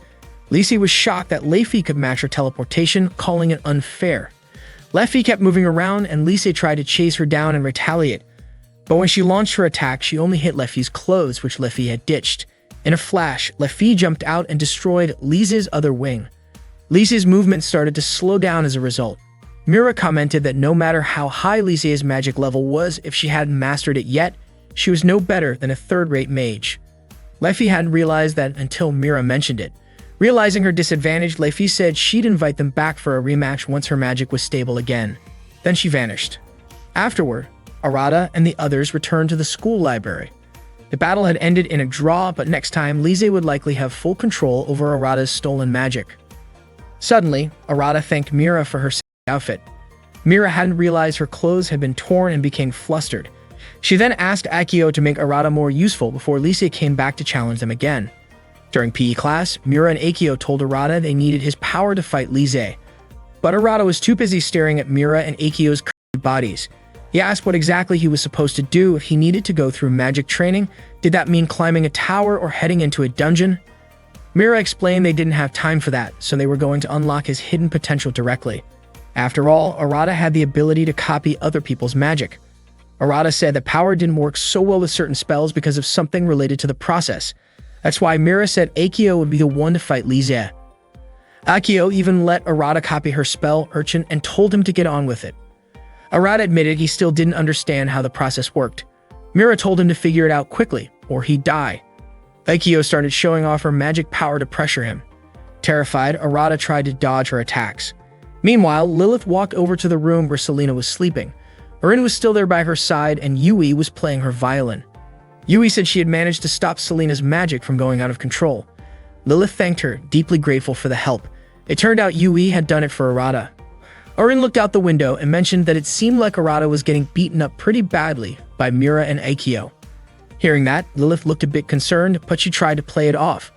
Erin still couldn't believe that Mira and Akio had agreed to give Arata a crash course. Lilith hoped they'd all see the results soon, especially before Lise's powers fully stabilized. Just then, Leifi showed up and reminded them they didn't have time to relax. Lilith asked if Leifi was really okay. In truth, Leifi still couldn't move her arm properly. Meanwhile, Arata was still dodging Akio's attacks. At one point, he got thrown back and accidentally landed right on top of Mira. Without meaning to, his hand ended up on her chest. Arata commented that Mira's chest wasn't too big or too small. It felt just right to him. Before Mira could hit him, Arata admitted he knew he was probably only seconds away from getting seriously hurt, which was exactly why he wanted to say that it was an incredible feeling, and that he was really grateful to her. He apologized and then gave her a squeeze. Mira, completely shocked, screamed and smacked him over the head with her crystal orbs so hard that it left him bleeding. Akio still gave Arata a bit of credit. Even though his magic hadn't fully recovered, he was holding up surprisingly well. Arata was confused. If Akio's magic wasn't fully back yet, how could her attacks still be that powerful? Akio explained that Sakina Mao, the original creator of the ancient spell, could actually use it without magic at all.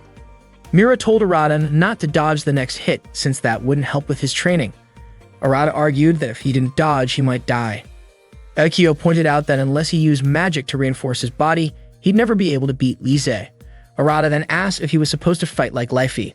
Akio laughed and told him no one was expecting him to go that far. A magic battle didn't always have to be that intense. She said Arata's magic was unique. His ability to strip people of their clothes and that weird gun he conjured from his own magic were definitely one of a kind. They went right back into training after that. At the same time, Lilith and the others were talking about Lisa in Selena's room. According to Leifi, most mages chose themas that were pretty far from their morals and personal values. Erin said Lise's thema was stagna, freezing. With Lise's personality, Lilith was certain she wouldn't stay quiet for long. Suddenly, the window next to them shattered. That seemed to be a sign that Lise had arrived. Demons began appearing and instantly drained the magic from two girls nearby. In a flash, their clothes disappeared. The headmaster showed up and handed them towels, thanking them for the lovely view they had unintentionally provided. The girls quickly ran off, embarrassed. The headmaster knew that Mira and Akio were busy training Arata, and the rest of the Trinity Seven didn't have much magic left to fight. He told his assistant that the school was in danger, and to him that made things exciting. The assistant was baffled by how cheerful he was and joked that if Lilith were around, she'd have already slapped him for acting that way. The assistant then left, saying she would go help defend the school. The headmaster commented that if Arata didn't hurry, Lisa, the wicked magic girl, was going to launch her attack. Lisa finally appeared and said she'd love it if the headmaster would be her opponent. The headmaster responded that he was an old man, so he really appreciated if she went easy on him.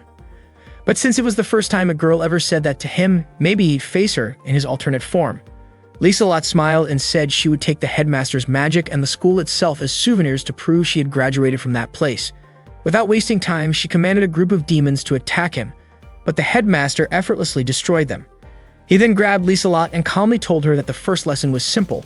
When facing a more powerful mage, she needed to have her grimoire ready. Lieselot broke free and admitted that while the headmaster was impressive, she couldn't just sit back and wait to see how the fight would play out. She spread her wings wide and shattered the school's window as she flew out.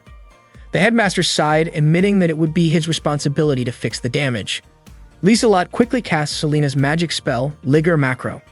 The headmaster instantly recognized it and pointed out the second lesson. If she truly wanted to back someone into a corner, she needed to understand what kind of magic she was dealing with.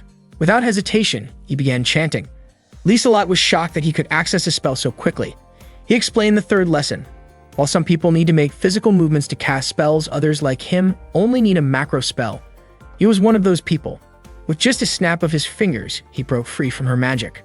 The headmaster continued, saying the fourth lesson was about efficiency. If she could analyze a spell's composition and form, then even a small amount of magic would be enough to cast it effectively. He then gave her a demonstration. Lieselot laughed, admitting it was exciting to go up against a paladin. She also confessed she wanted to take a large part of his research for herself, but the headmaster believed she wasn't ready for that yet. She acknowledged how incredible he was, even though he hadn't even moved to counter her attacks. He only smiled, but that quiet confidence was the true strength of a paladin, a master of magic. Suddenly, Lieselot froze in surprise as she noticed a massive number of giant monsters gathered behind the headmaster. Lise could see a bunch of huge monsters behind the headmaster. It turned out they were magical constructs from his grimoire, the Gate of Solomon. Only those with a high amount of magic could see them, but the headmaster advised against staring too long because even top-tier mages tend to tremble after gazing at it for too long. Lise realized she might be in serious trouble and wasn't sure how to deal with the headmaster. Being cunning as always, Lise tried to distract him in her own sly way by lifting her outfit slightly and asking what he thought about her chest. The headmaster, clearly lacking self-control, got excited and rushed toward her. Lise used that moment to land a powerful kick, sending him flying right out of the school. The headmaster tried to get back up, muttering to himself that Lise's development was impressive, and that it would be interesting if the others matured like that too. He also said that if Lise only knew, every dark mage throughout history has always ended up losing after gaining too much power. Meanwhile, Arata, Akio, and Mira noticed a destructive magical phenomenon happening at school. They suspected Lise had already started her attack. Mira urged Arata to figure out how to use Akio's technique. Without hesitation, Akio kicked Arata. He immediately got the message. It was his job to copy her magic. His grimoire appeared and said it had already completed the process needed to replicate Akio's ancient spell a while ago. Mira couldn't believe it. The grimoire explained that this time it wasn't about transforming into a weapon. There was no other choice left. The book began scanning through its internal systems. A few moments later, it transformed into a girl. She said she hadn't taken on a human form since Hijiri last used her. Meanwhile, Lilith and the others were hanging out in Selena's room. Sensing a massive magical presence, Lilith guessed it was the headmaster, deliberately causing trouble. Aaron also sensed another powerful magical force heading their way. Suddenly, Lise burst through the wall of Selena's room. But right as she entered, her leg got caught in a rope trap and her body was left dangling in midair. It turned out to be one of Leify's hanging traps. Even Lilith hadn't noticed when Leify had set it up. Lise laughed it off, saying it was nothing but a cheap trick. But Lilith noticed something important. Lise's magic seemed to be weak against direct attacks and traps. Lise complimented Lilith on her sharp analysis. Lilith, however, never thought anyone would describe her that way. Lise broke free from the trap and started walking towards Selena, who was still asleep. She intended to bring Selena over to the side of the dark mages, but it looked like that wasn't going to happen. Not long after, Selena woke up and greeted Lise. Lise asked how she was doing. Selena replied that thanks to her, she wasn't feeling well, and she knew Lise wouldn't apologize. Selena understood that Lise was just that kind of person, which is exactly why she proposed a challenge. If Arata could beat Lise, Selena wanted her to stop being a dark mage and come back to school. Lise admitted she couldn't make that kind of promise. She said she had already made up her mind to absorb the magic of all the Trinity's 7 members so she could defeat the headmaster. As Lise was about to attack, a dragon-like monster bit her. Arata revealed that he had successfully taken back his magic. Everyone, including Lilith, was shocked to see him show up. The girl that would transform from the grimoire also arrived in Selena's room. Lilith recognized her. It was the Astel manuscript. It was the first time the girl had met them in that form. She introduced herself as Sora. Sora explained that the configuration for the ancient spell was already complete. She said Arata had placed the spell somewhere on his body and used it, but to activate it, Arata had to turn his resolve into magic. According to Akio, determination is everything in magic. The feelings one channels into their hands will directly shape the power of their attack. If Arata lacks resolve, he could end up seriously hurt. That's how Akio's magic works. Laughing, Akio asked Mira if she could trust Arata with that kind of power. Mira agreed, but only if Arata could truly wield magic from the Gula archive properly. He needed to be able to stand on his own against Lise. Sora chimed in, saying that kind of magic was a better fit to fight Lise. Akio then mentioned the spell she used was called Conception, and she was placing her trust in Arata to use it. She told him to go teach Lise a lesson. As she knocked her hand on Arata's head, he suddenly saw the image of a young nun in his mind. Arata was confused. He had no idea what he had just seen. After handing off her power to Arata, Ikkyo passed out. That's how Arata was able to use her magic. As he stepped forward to launch his attack on Lise, something unexpected happened. Lise's clothes suddenly fell off her body. Shocked by what he saw, Lilith immediately smacked Arata. Lise suspected Arata might have been trying to sneak a peek at her, but he insisted that wasn't his intention at all. Leffy teased that Arata's real goal was probably to see all of the Trinity 7 naked. Arata quickly denied it, but Yui added that he did seem to want something like that. Lise pointed out that Leffy was the only one Arata hadn't seen undressed, which Leffy jokingly said Lilith would take her place. Lilith, of course, refused. Suddenly, Sora interrupted their banter to report that Lise's interference magic had stabilized again. Lise admitted Arata's attack had caught her off guard, but she was ready to track him again and take his magic back. Lilith guessed that Arata had copied Ikkyo's abilities and reclaimed his magic, but Leffy believed Lise was demonstrating high-level magic with elements linked to the Demon Lord. Yui and Arin were worried about Arata, but he reassured them. Everything would work out. Arata summoned his dragon again, ready to take on Lise. Sora advised him to touch Lise's chest using his spell to absorb her Demon Lord element. Arata leaped at her, but Lise dodged easily.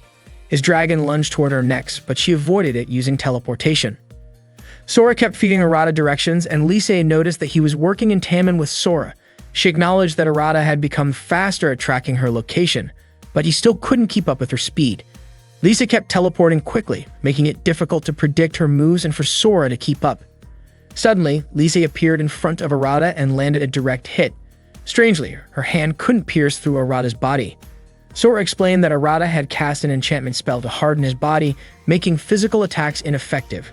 Lise realized that no matter how she tried to restrain or strike him, it wouldn't work. Sora was confident Arata could win if he managed to absorb Lise's Demon Lord element. That meant if he could touch her chest, she would lose. Sora even joked that he might end up growing her. Arata said he wasn't going to do something like that, though half-joking, he added he might enjoy the moment first and then take his time. Lise laughed, calling Arata an interesting guy. With a smirk, she seemed to realize she didn't have many options left, so she decided to use a secret technique. Lise activated a spell connected to the Acedia archive. She unleashed a lost Technica from the main archive, convinced that once she used it, Arata wouldn't be able to escape. In an instant, everything around them shifted. It was like they had been transported into a barrier or a different world altogether. Sora said things were looking really bad. The technique was a secret Acedia spell called Ball Pure Last Crest, originally developed by Pythagoras, the mage known as the founder of Logos Art. This spell drastically slowed down everything except for the caster herself. In simple terms, it was basically a replica of stopping time. Lise asked if Arata, even without understanding the spell's mechanics, could at least grasp what it was doing. Arata replied that every teenage boy dreams of something like this. Sora understood immediately. It meant Arata could do all kinds of inappropriate things if he wanted. Sora figured that Lise couldn't change anything around her. Arata then asked if that meant she couldn't strip Lilith and the others. Sora even joked that their chests would probably feel as hard as stone if Arata tried to touch them. Seeing that Sora and Arata were still joking around, Lise pointed out how calm they were in a situation like that. Sora asked what they were supposed to do, being stuck in a place like that, since time was under Lise's control. Lise explained that she could even steal a kiss from Arata and take his magic again. Arata said he was honored and asked why they were still able to talk. Apparently, Lise was letting Arata's time continue to flow so she could keep interacting with him. That also meant if Arata tried to do anything to her, she could stop time and do whatever she wanted. Lise said she was going to steal all of Arata's magic, and if she did, he might disappear completely. Hearing that, Arata suddenly remembered the moment when Hijiri vanished right in front of him. But then he started laughing, saying that everything was beginning to feel real now. He even told Lise to go ahead and try it if she really could, because he was always ready to welcome a cute girl. Arata realized what his determination really meant, so he decided to defeat Lise with everything he had. Just before Lise could take his magic, she activated Chrono Calculation to freeze Arata's time. She walked up to him while he stood frozen. Even though she had used up a lot of magic, she was confident she would come out on top. She figured Arata probably had some kind of plan, but at that moment, she got a chance to get her Demon Lord power back. Lise kissed Arata on the lips, but right after that, she felt a sharp pain. Turns out, Arata had placed an ancient spell on his tongue. Sora revealed that the crest on Arata's hand was a decoy, and the real one was hidden on his tongue. Suddenly, Lise collapsed. Arata asked if he had managed to beat her. He had transferred his power from his right hand to his tongue, knowing that Lise would likely try to kiss him. Sora mentioned that Arata's move had made Lise's magic spiral out of control, and it worked incredibly well. She then asked what kind of determination Arata had channeled into that spell. Arata explained that when he received power from Akio, he saw a memory. Akio as a child praying over and over again. He then hugged Lise and told her that the Trinity's 7 members wanted her to come back. He wanted Hijiri to come back too, and that's when he realized something. It was the determination Akio and Selena had entrusted to him, because they didn't want Lise to be stuck in a lonely world all by herself. Lise started crying, saying they were all idiots. She had already left behind the world, her friends, and even her little sister. But now she couldn't leave that world anymore. Sora explained that there was a risk in using the last crest. Pythagoras, who had used that technique before, ended up trapped in a world that moved faster than the speed of light. In other words, Lise was also unable to leave that dimension. Lise admitted that she couldn't move forward or go back. She was stuck there forever. That was the price she had paid for using that kind of magic. Arata then asked her why she did it in the first place. Lise said that a mage does whatever is necessary, and that also applied to Hijiri. Lise kissed Arata and thanked him, saying that if someone had cared for her the way he did, maybe things wouldn't have ended up the way they did. She gently pushed him away and said goodbye, asking him to apologize to Selena and Akio on her behalf. Lise got ready to send Arata back, but he told her that he was going to pull her out of there instead. Lise smiled and said that if they ever met again, she would let him touch her chest without anything in the way. Not long after, Arata returned, but accidentally ended up grabbing Lilith's chest. Lilith immediately shot him. He explained everything that happened to the rest of the group. Akio was surprised that Lise had acted just like her creator.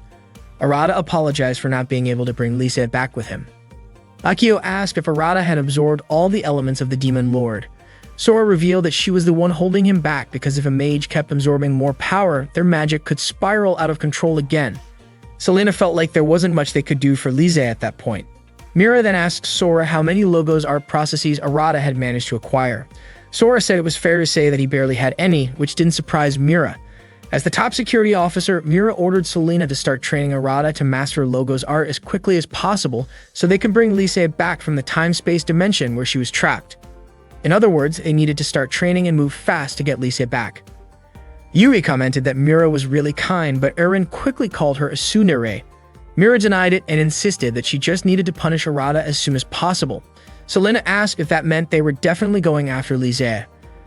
Arata told her to use her camera to trap Lise in her high-speed light world, and that he would help her when the time came. Hearing this, Selena sincerely thanked him.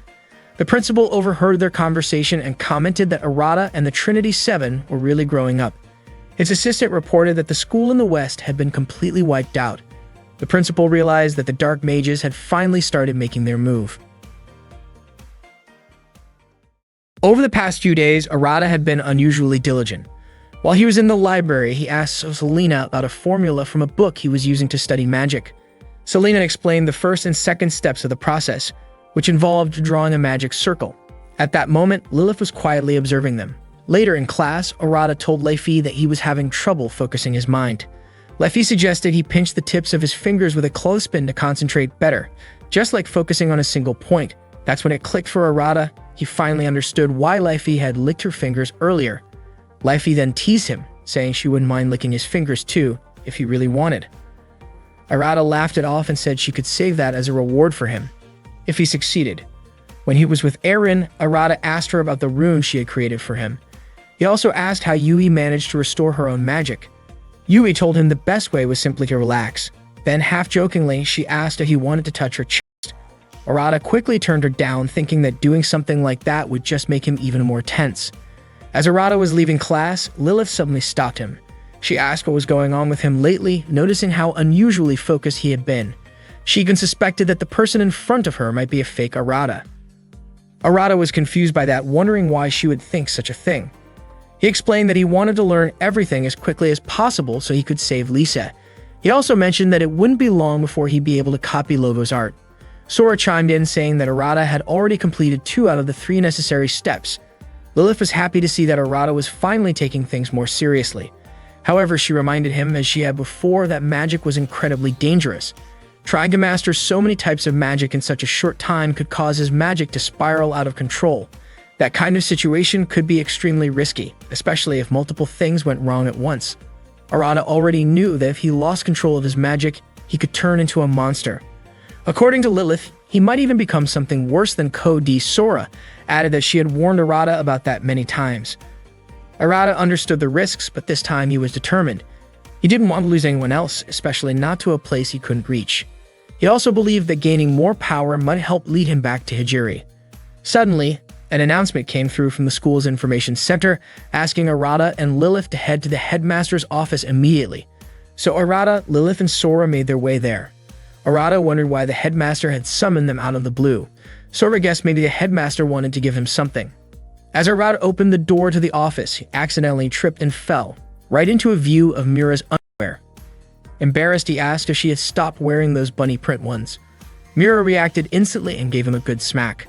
Seeing this unfold, the headmaster burst into laughter, joking that Arata's pervert luck hadn't run out yet. Arata tried to defend himself, saying he hadn't meant to look. But when Sora asked if he'd enjoyed it, Arata admitted that he had just a little. Mira, annoyed, asked why they were all called there in the first place. That's when the headmaster announced that he wanted Arata to serve as the temporary deputy leader of the enforcement division. Mira immediately objected. She didn't want someone like Arata, a so-called future demon lord and a known flirt, joining her team. But the headmaster insisted, saying Arata had the skills to handle it. Curious, Arata asked what the enforcement division actually did. Akio explained that their job was to go around and deal with rogue mages, essentially to take them down. Arata was thrilled, saying it sounded just like a hero's job, but Mira was quick to say it wasn't that simple. The headmaster also appointed Lilith to join the division. He said he had always been worried that only Akio and Mira were doing the job, especially now that they were being sent to investigate one of the 3 top magic academies that had been completely wiped out just a few days ago. The school in question was the Royal Liber Magic Academy. The headmaster had asked them to depart the day after tomorrow, and he wanted Arata to at least understand everything he needed for the upcoming evaluation. That night, in Arata's room, Lilith told him that she would be his personal tutor. Since she was the one who helped him get into the Magic Academy, she felt responsible as his teacher to look after him. Arata understood and really relied on her. Then Sora asked if that also included naughty lessons. Lilith quickly denied it. Suddenly, Leifi, who had been hanging from the ceiling, commented that she wouldn't just sit by if Lilith was trying to become a flirty kind of teacher. A moment later, Selena popped out from under the blanket, saying this was breaking news. Erin opened the door and said she had heard everything. Yui revealed herself too, mentioning that Lilith seemed to be pretty experienced at toying with guys. Lilith had no idea when Yui even got there. Arata and Sora joined in, teasing Lilith. Lilith insisted that she wasn't doing anything they were accusing her of.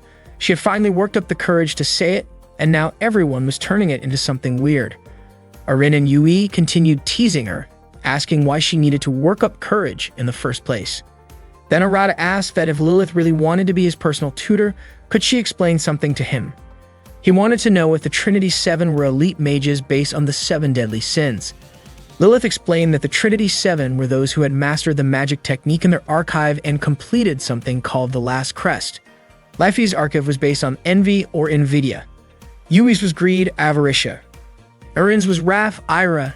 Selena's was sloth, acedia. Akio's was gluttony, gula. Mira's and Arata's were both pride, superbia. Then Arata asked what Lilith's archive was. Lilith told him he didn't need to know because it wasn't a big deal. But Arata kept pressing, encouraging her to just say it.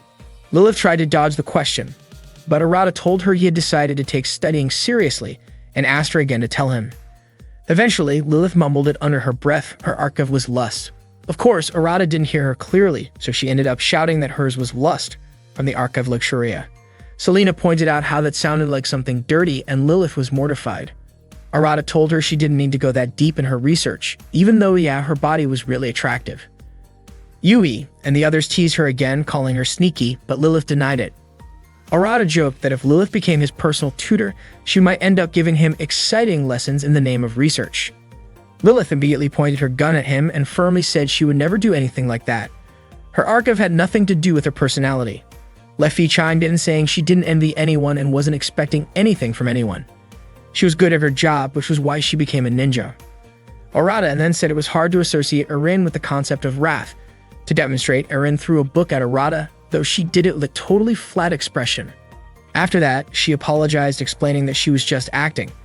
She asked if that might have damaged her relationship with Arata.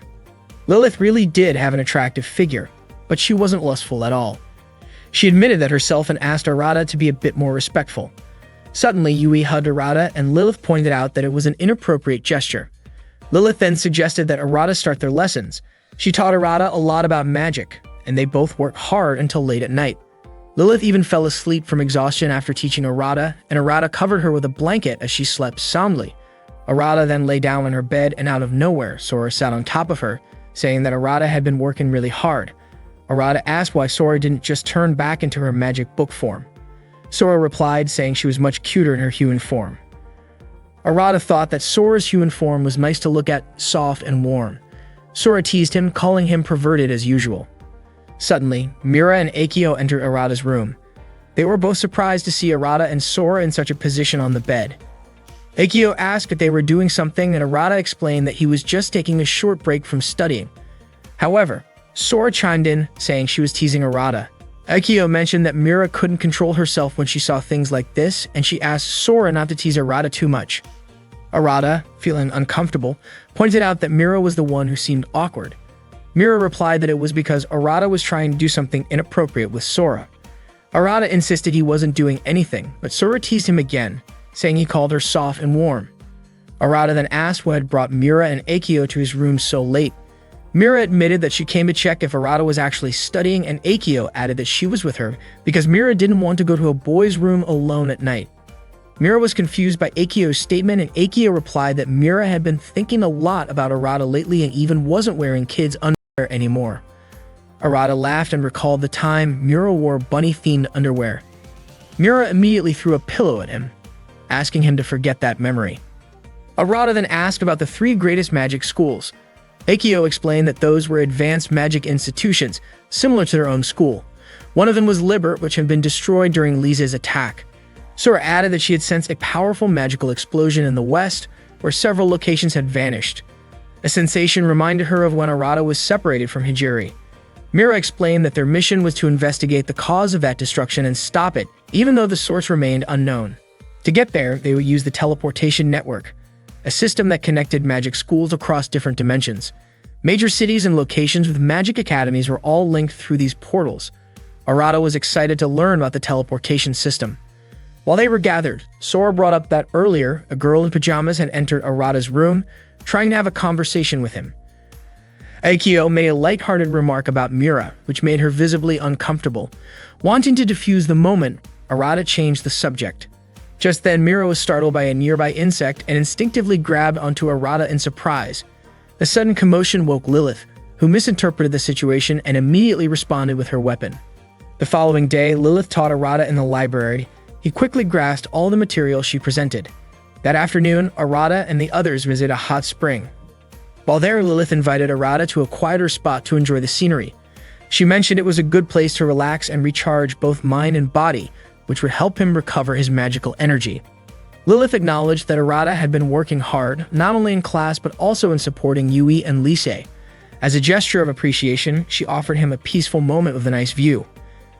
Arata felt a little flustered and replied that just seeing Lilith smile alongside the scenery was enough. Lilith, a bit shy, responded with a playful gesture. Meanwhile, Lefi, Yui, Selena, Erin, and Sora observed from a distance, enjoying the light moment. Sora, in a teasing mood, tossed a leaf that unintentionally caused a minor mishap involving Lilith. Arata, caught off guard, quickly turned away. Lilith, embarrassed, reacted on instinct and fired a harmless spell in his direction. The next day, Arata and the group met with the principal. They were told they would be sent to an area near the former location of the Lipper School. However, it appeared someone had interfered with the teleportation process. Lilith was concerned they might be thrown into a dimensional rift.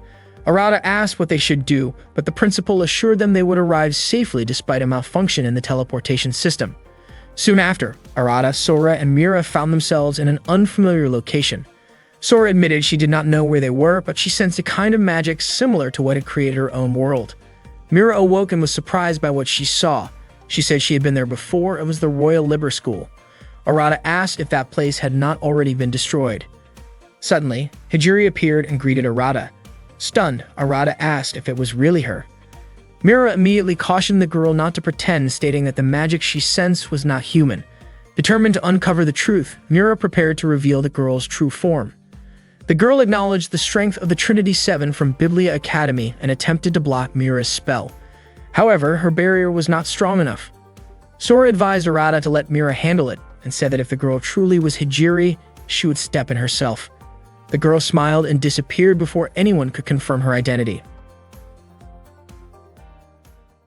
The girl who looked like Hijiri disappeared before Arata could figure out who she really was. He was incredibly curious about her identity. According to Sora, the girl was a fragment of Iliad who had copied Hijiri's memories, took on her appearance and acted as her replacement. Just like Sora, she had been the one cooking for Arata and cleaning his house ever since the real Hijiri vanished. In a way, it felt like Arata had met her for the first time in ages. Mira said she could investigate on her own and asked why Arata had not gone to see his girlfriend. Sora suspected that Mira might have been jealous now that Hijiri was back, but Arata quickly denied it. Arata, Mira, and Sora were walking through the Libra School building.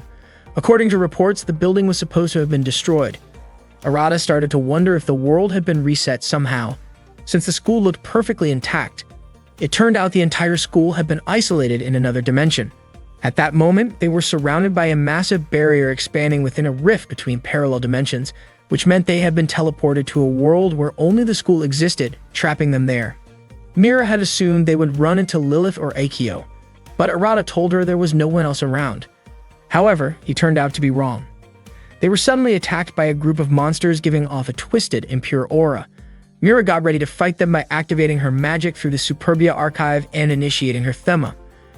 Unfortunately, before she could even transform into Magus mode, her clothes suddenly vanished. She quickly tried to cover herself with her arms. Arata immediately handed her his coat to cover up. He then asked Sora what had just happened. Sora guessed that the school had sealed off Magus mode transformations, meaning neither Arata nor Mira could fight properly. Since Sora was pure magic, she could still act freely and offered to take down the monsters herself. She told Arata to get Mira out of there. Without hesitation, Arata picked Mira up. He told her she could hit him later, but for now, they have to run. He also promised not to sneak a look at her body. Once they had left, Sora used her magic to obliterate the monsters in an instant. They collapsed right away under her powerful spell. Then the girl with Hijiri's face appeared. She remarked that Sora's magic was just as strong as always. Sora replied that the Iliad fragment was still using the same old tricks. She did not care how powerful the girl's magic was. Sora knew they were inside her world now. Even so, she showed no fear and was ready to fight her. Meanwhile, Arata and Mira reached a large door, but it would not open. Mira figured they might really be stuck there. Arata, struggling to focus, gave Mira his shirt to wear. She had flustered him so much that he could not concentrate. After putting it on, Mira blushed when Arata called her sexy and told him to stop teasing her. Arata suggested they try to figure out what was going on and find a way out of there. He remembered that it might be possible to escape without defeating the barrier's caster, by destroying the barrier's core instead. Mira said that could be one of the possibilities. Arata asked where the core might be located. Mira explained that it could be placed at a central point or it might be spread across multiple locations in a magic circle. Arata told her to rest while he checked the center of the school. There was a chance that doing so would restore Mira's magic and her clothes. Mira was worried about him going alone, but Arata said that if he got attacked by a monster, he would just run away. Even though it was dangerous, he said he would not be able to forgive himself if he did nothing to help. Mira stepped closer and insisted on coming with him. Arata did not know much about the layout of the school and she did not want to owe him too many favors. Arata agreed and told her they would go together. Meanwhile, Sora kept fighting off the monsters. She didn't expect that the girl who looked like Hijiri would use the monsters as shields. Sora even called her an evil witch. She began to suspect that those monsters might actually be the students from that school. The girl with Hijiri's face explained that the students who had turned into monsters no longer had any will of their own. Sora said it looked like she didn't need to hold back anymore, and then unleash her overwhelming magical power. The girl resembling Hijiri praised the way Sora's magic had grown stronger. Sora admitted that Arata's recklessness had made both of them stronger. The girl wasn't surprised after all. Both she and Hijiri had chosen Arata as the candidate to become the Demon Lord. Sora launched a powerful attack aiming at the girl, but things took a turn when she suddenly got trapped inside a black cube. The girl smiled, saying that Hijiri had always told her Sora was easiest to catch after using her strongest technique. Meanwhile, Arata and Hijiri had reached the center of the school, right at the clock tower. According to Mira, the clock tower could easily serve as the core of a magical barrier. The higher the structure, the wider the area it could cover. Arata figured he probably needed to climb to the top of the tower.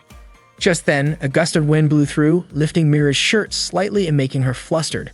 Arata commented that Mira clearly wasn't used to this kind of embarrassing situation and promised to be careful not to look. Even in that moment, Arata couldn't resist teasing her, which got on Mira's nerves a bit. He then asked if she wanted him to go up first, but Mira was worried there might be traps waiting for them. In the end, Arata agreed to carry her. As he climbed the stairs of the tower with Mira in his arms, he asked whether the reason she became head of the investigation division was because of her powerful magic. Mira said that was true, but there was more to it. Her thuma was Justitia, or justice, and that was why she chose to walk the path of righteousness. Arata wondered out loud if thumas were supposed to reflect the opposite of someone's true self. Then, jokingly, he asked if Mira used to be a delinquent. Mira immediately denied it. Curious, Arata asked what she was like in the past. Mira began to open up. Her friends used to say she was lucky for being cute and having strong magic. They would ask whether her powers were natural or the result of training. Mira admitted she had always done her best to avoid getting too close to people because her magic was so strong. It could spiral out of control at any time. Because of that, she wasn't great at making friends. That changed when Akio invited her to help with her research and said she wanted powerful magic. Akio took Mira by the hand and brought her to all sorts of places under the pretense of conducting magical experiments, helping Mira slowly get used to being in school. One day, one of Mira's crystal orbs exploded and injured her. Akio found her lying there, barely conscious, and immediately carried her. When Mira suddenly woke up in Akio's arms, she was stunned. She apologized, thinking her experiment had failed. Akio guessed that Mira had been conducting it in secret to avoid causing trouble for others. Akio then asked why, with such powerful magic, Mira didn't just use it more confidently. That question stuck with Mira. She started wishing she could be as honest and cool as Akio. That was when she decided to take full responsibility for her own power and become an agent of justice. Suddenly, Mira realized she had told Arata everything. Arata said it was a great story. Mira replied that it was exactly why she couldn't stand sinful guys like him. Arata said he thought Mira had finally gone back to her usual self, and he also admitted that her earlier story was interesting. Still, he only started talking to her to help distract himself from everything else going on. Mira realized that and immediately tightened her grip around Arata's neck, calling him a shameless sinner of a man. Arata was almost out of breath from that, so Mira told him to stop worrying about her. Their priority at that moment was figuring out how to get out of that place. They made it to the top, and it looked like there weren't any traps around. As they got closer to a black cube, they found Sora inside it.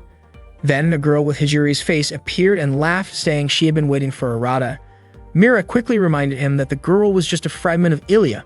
The Hijiri lookalike told them she had successfully sealed the magic from Arata's grimoire. If she destroyed Mira, it would just be her and Arata left, and time and space would stop right there. After that, they would be together in that place forever. Suddenly, monsters started appearing one after another. Mira could feel a strong, impure aura, and Arata recognized it as a serious threat. The girl with Hijiri's face said Arata meant everything to both her and Hijiri, and that the only one in real danger was Mira. Sora then spoke to Arata telepathically, without anyone else noticing.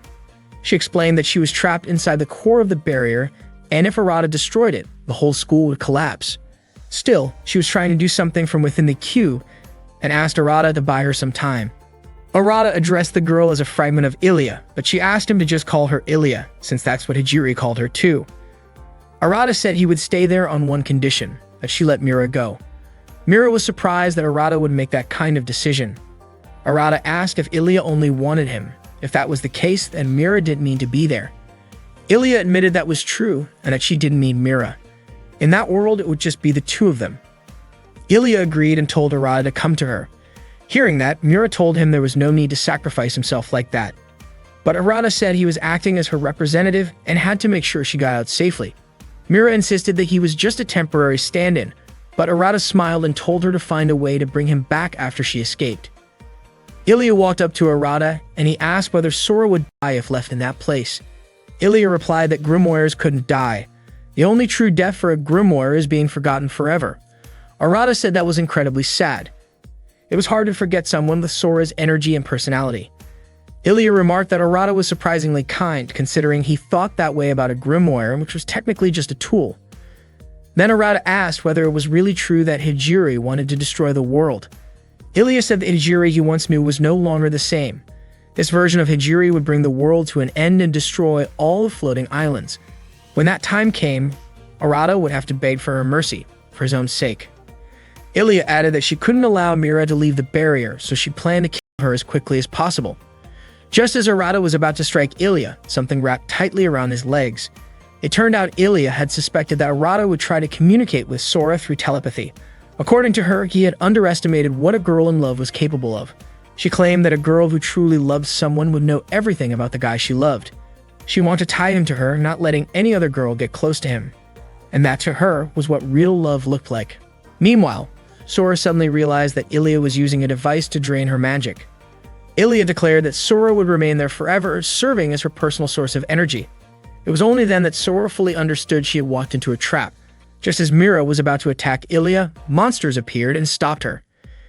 Ilya paid Mira no attention, saying she was ready for Mira to die already. Arata desperately wanted to help Mira fight off the monsters, but the binds on his body were only getting tighter. Ilya told him he didn't need to worry about Mira at all. In her view, Hijiri would definitely get jealous. She told Arata to just watch what Hijiri was about to do to Mira. And on top of that, he'd also see his grimoire lose its purpose and turn into something completely useless. Seeing both Sora and Mira in pain, Arata called out to Ilya and stared at her with pure anger. He said he genuinely liked seeing girls smile.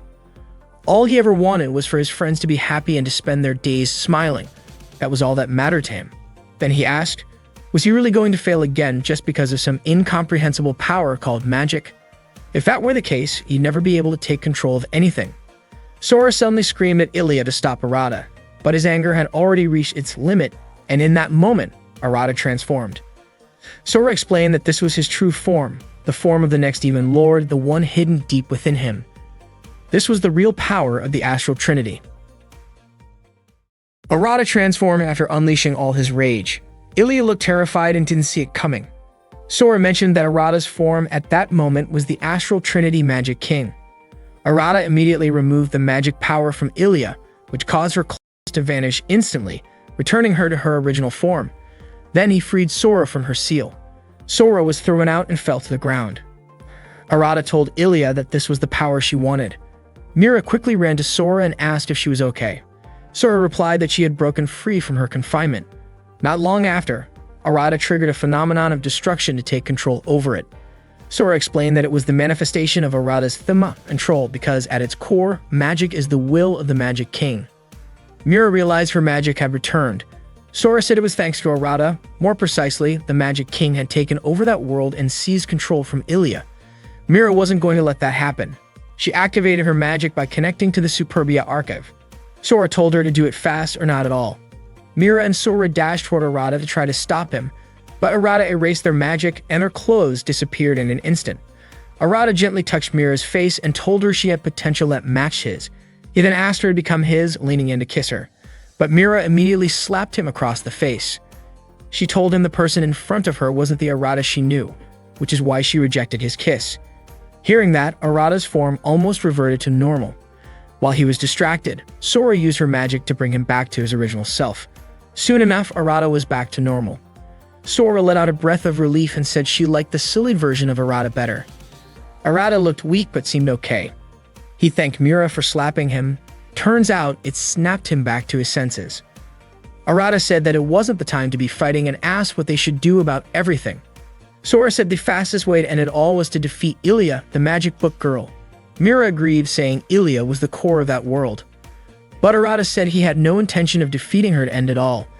Instead, he asked Ilya how they could get out of that world. He admitted he wouldn't mind staying there forever with her, but he wanted to see Hijiri in person. Also, if they couldn't leave, he wouldn't be able to thank Ilya properly, because he knew she was the one who took Hijiri's place while she was gone.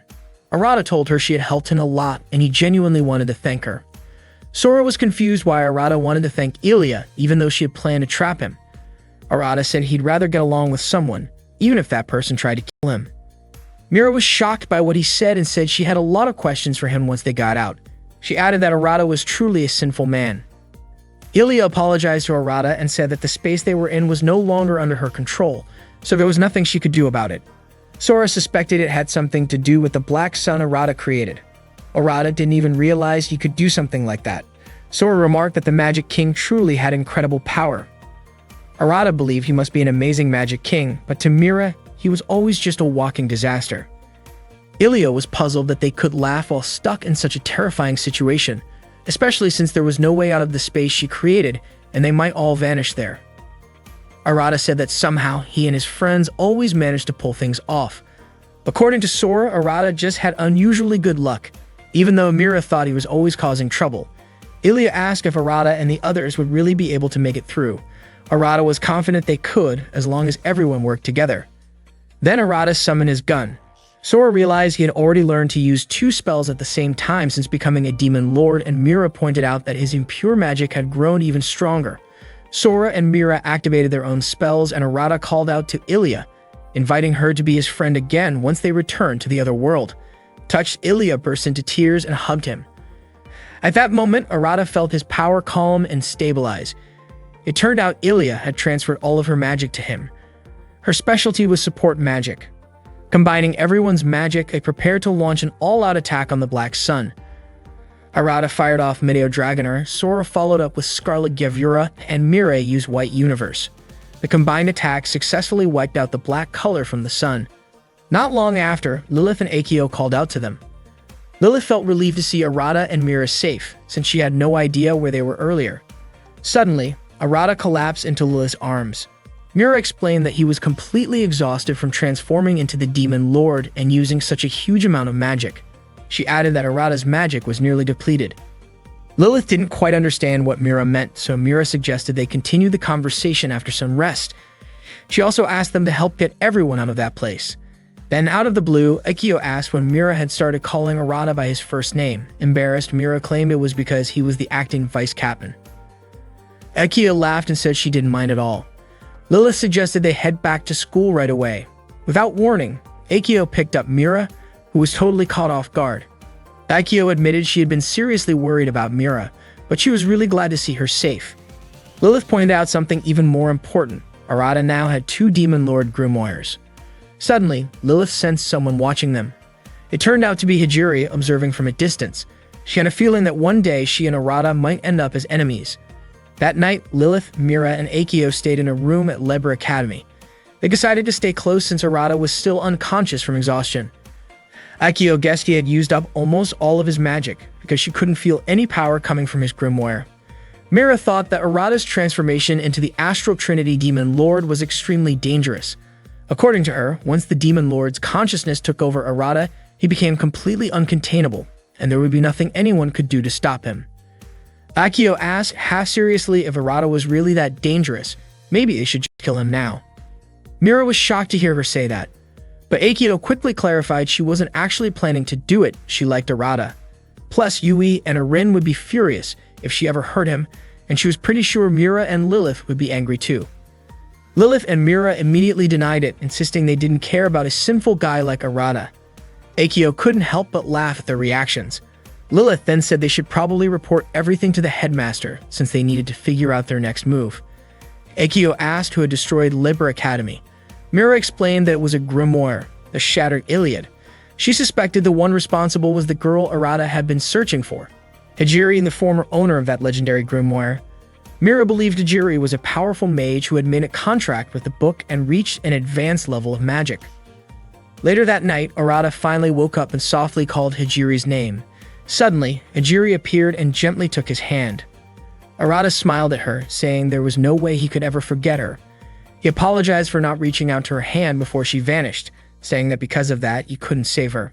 Hijiri forgave him and said she was happy he had become a mage to rescue her. Arata said he would do whatever it takes to save Hijiri, which is why he needs to become stronger and bring her back. Hijiri asked if Arata knew that she was his enemy and even stronger than him. Arata admitted he could feel that, but still he was a powerful candidate to become the Demon Lord.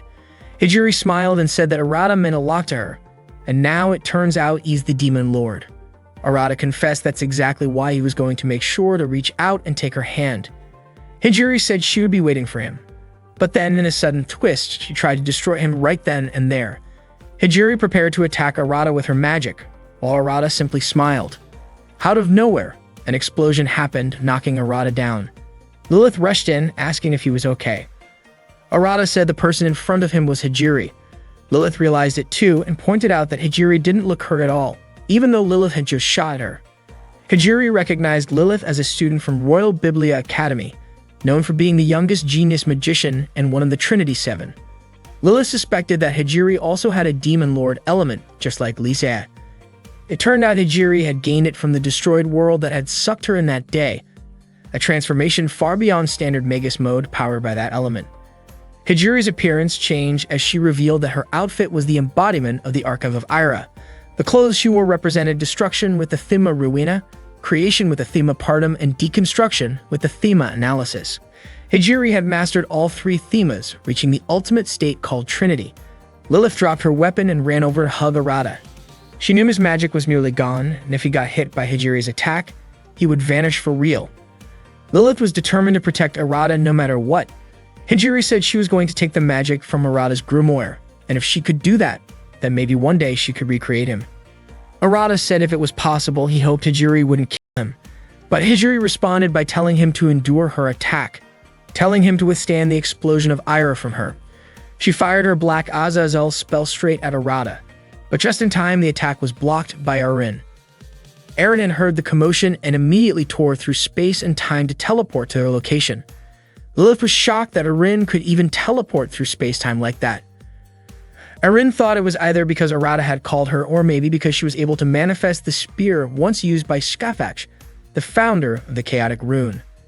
Hijiri recognized it as the demonic spear Gibolg, admitting that Erin really could neutralize her magic using that weapon. Suddenly, Akio and Mira showed up, arriving just in time to help Arata. Mira called out to him, asking if he was still alive. Erin was surprised when she heard Mira calling Arata by his name. That hadn't been the case before, so she figured Mira might be in her Dare mode. Arata explained that he was still alive thanks to Lilith and Erin who had saved him. Hijiri said Arata had surpassed even Magic Kings because he managed to call on his friends to deal with that strange space. She also claimed that the situation at Biblia Academy was about to get even worse now that Erin had shown up there. Erin could have sealed Arata's power, and everyone else's, right then and there, but instead, she chose to stir up some chaos at the school. Hijiri, along with her group called Iscariot, was heading to Biblia Academy. If Arata didn't return soon, he might lose his place there. Arata tried to stop her, but Hijiri disappeared anyway. Lilith and Erin guessed that Hijiri had teleported to the school because Erin sensed the same kind of magic that appeared when Mira had been summoned there earlier. Erin apologized, saying it was her first time using that magic, and it only happened because Arata had called her. Arata still didn't quite understand the logic behind all of it, but to him, what mattered was that Erin came to save him, and for that, he was grateful. Erin felt happy that she was able to help him. Mira figured it was probably Hijiri and her group Iscariot who destroyed Liber Academy. They were most likely heading to Biblia Academy now, and it seemed like they were planning to wreck it too. Akio called them a huge pain, and Lilith pointed out that they couldn't just rush back yet, since Arata hadn't fully recovered. But Arata insisted they had to return. Lilith warned him that his magic was severely drained and pushing himself would be dangerous. Still, Arata said he was fine. What mattered more was that things would get even worse if the Trinity Seven didn't go back. Mira looked into her crystal ball and saw the situation at Biblia Academy. Sure enough, the only ones left there were Yui and Leifi. Arata stood up and said they couldn't just sit around. They had to move. He said he would go after Hijiri and do something about all of this. On that day, the magic school Biblia was bombarded with attack after attack from above the school building. The students screamed in fear while the teacher tried to calm them down. Leffy decided to go and check it out while the principal was left stunned, observing the event from his office. Leffy fought against Lu, who had launched an explosion at the Biblia school building. Lu was a user of Ildanik, a magical technique that allowed her to fight with incredible speed. It was an honor for Leffy because Lu praised her skill. Lu even said that she would praise Leffy again, and Leffy responded by telling her that she was actually ranked 3rd in the world. Lu then revealed that she was ranked 2nd. During their fight, Leffy's left hand was cut by Lu's sword, and she felt like she couldn't fight properly without her left arm. Lu replied that she would fight with just one hand as well. Suddenly, the principal cheered Lei Fei on. Lei Fei was surprised because she had expected the principal to help her, but the principal explained that he wanted to assist her. However, he had to fight against a girl who was behind Lu. Lei Fei could even sense the powerful magic coming from that girl. Out of nowhere, Yui and Selena contacted Lei Fei to let her know that they had evacuated their friends into the dream world. The principal heard the telepathic message from Yui and Selena and felt relieved. He said that they could rebuild the school, but if a witch died, the students would never be able to return. Yui and Selena encouraged him, promising that they would help him. Lei Fei declared that she would do whatever she could. She then blew her whistle, and Lu asked why she did that. Lei Fei explained that if she could stall for time, help would arrive, and that was what she was hoping for. Lu even said that it didn't look like Lei Fei was hoping for that to happen. Rather, she seemed to be wishing that they wouldn't come. Lei Fei responded by saying that this was why she trusted Lu and why her research was focused on this theme. Lei Fei then demonstrated her ninjutsu technique, creating wind shadows. She multiplied herself and attacked Lu. When Lu tried to strike, she didn't hit anything because it was an illusion spell. However, Lei Fei preferred to call it a combination spell of friendship. Lei Fei appeared behind Lu and immediately struck her. They fought fiercely, and without Lu realizing it, Lei Fei had managed to injure her neck. Lei Fei explained that the purpose of the illusion was to create opportunities like this. Lu then asked how Lei Fei could keep up with her when she had been moving at such high speed earlier. Lei Fei answered that it was a secret. Upon hearing this, Lu said that she would forget her question and focus on defeating Lei Fei. Lu then attacked Lei Fei with both of her swords at lightning speed. Seeing this, Yui panicked and made her dream world turn dark. Selena urged Yui not to panic because if she did, Yui wouldn't be able to maintain her dream world anymore. Yui calmed down. Lei Fei was severely injured, spitting blood. Lu remarked that it seemed Lei Fei's ninja techniques wouldn't work against her two swords, which were enhanced by the speed of light. The principal began to worry about Lei Fei, but she reassured him that she could still fight because she was a ninja and had good endurance. Lu didn't care what techniques Lei Fei would use. She was confident that Lei Fei wouldn't be able to defeat her because, in a sense, Lu was light itself, and nothing could move faster than the speed of light. Lei Fei acknowledged this, admitting that she would be powerless if Lu attacked with that speed. However, she would show her that a ninja could shatter reality itself. Lei Fei decided to use her strongest magic technique, Last Crest Invidia. Selena and Yui were very worried about her because this technique carried great risks. Lu said it seemed like Lei Fei was ready to die. Lu then stated that if Lei Fei was going to use her strongest technique, she would do the same with the same resolve. Lei Fei unleashed her magic technique, and Lu finally realized that Lei Fei could attack her from all directions at the same time, even while moving at the speed of light. Lu called it an incredible destroyer, an unmatched power, a force of nature so strong it could be called a demon, the pinnacle of shamanic spells.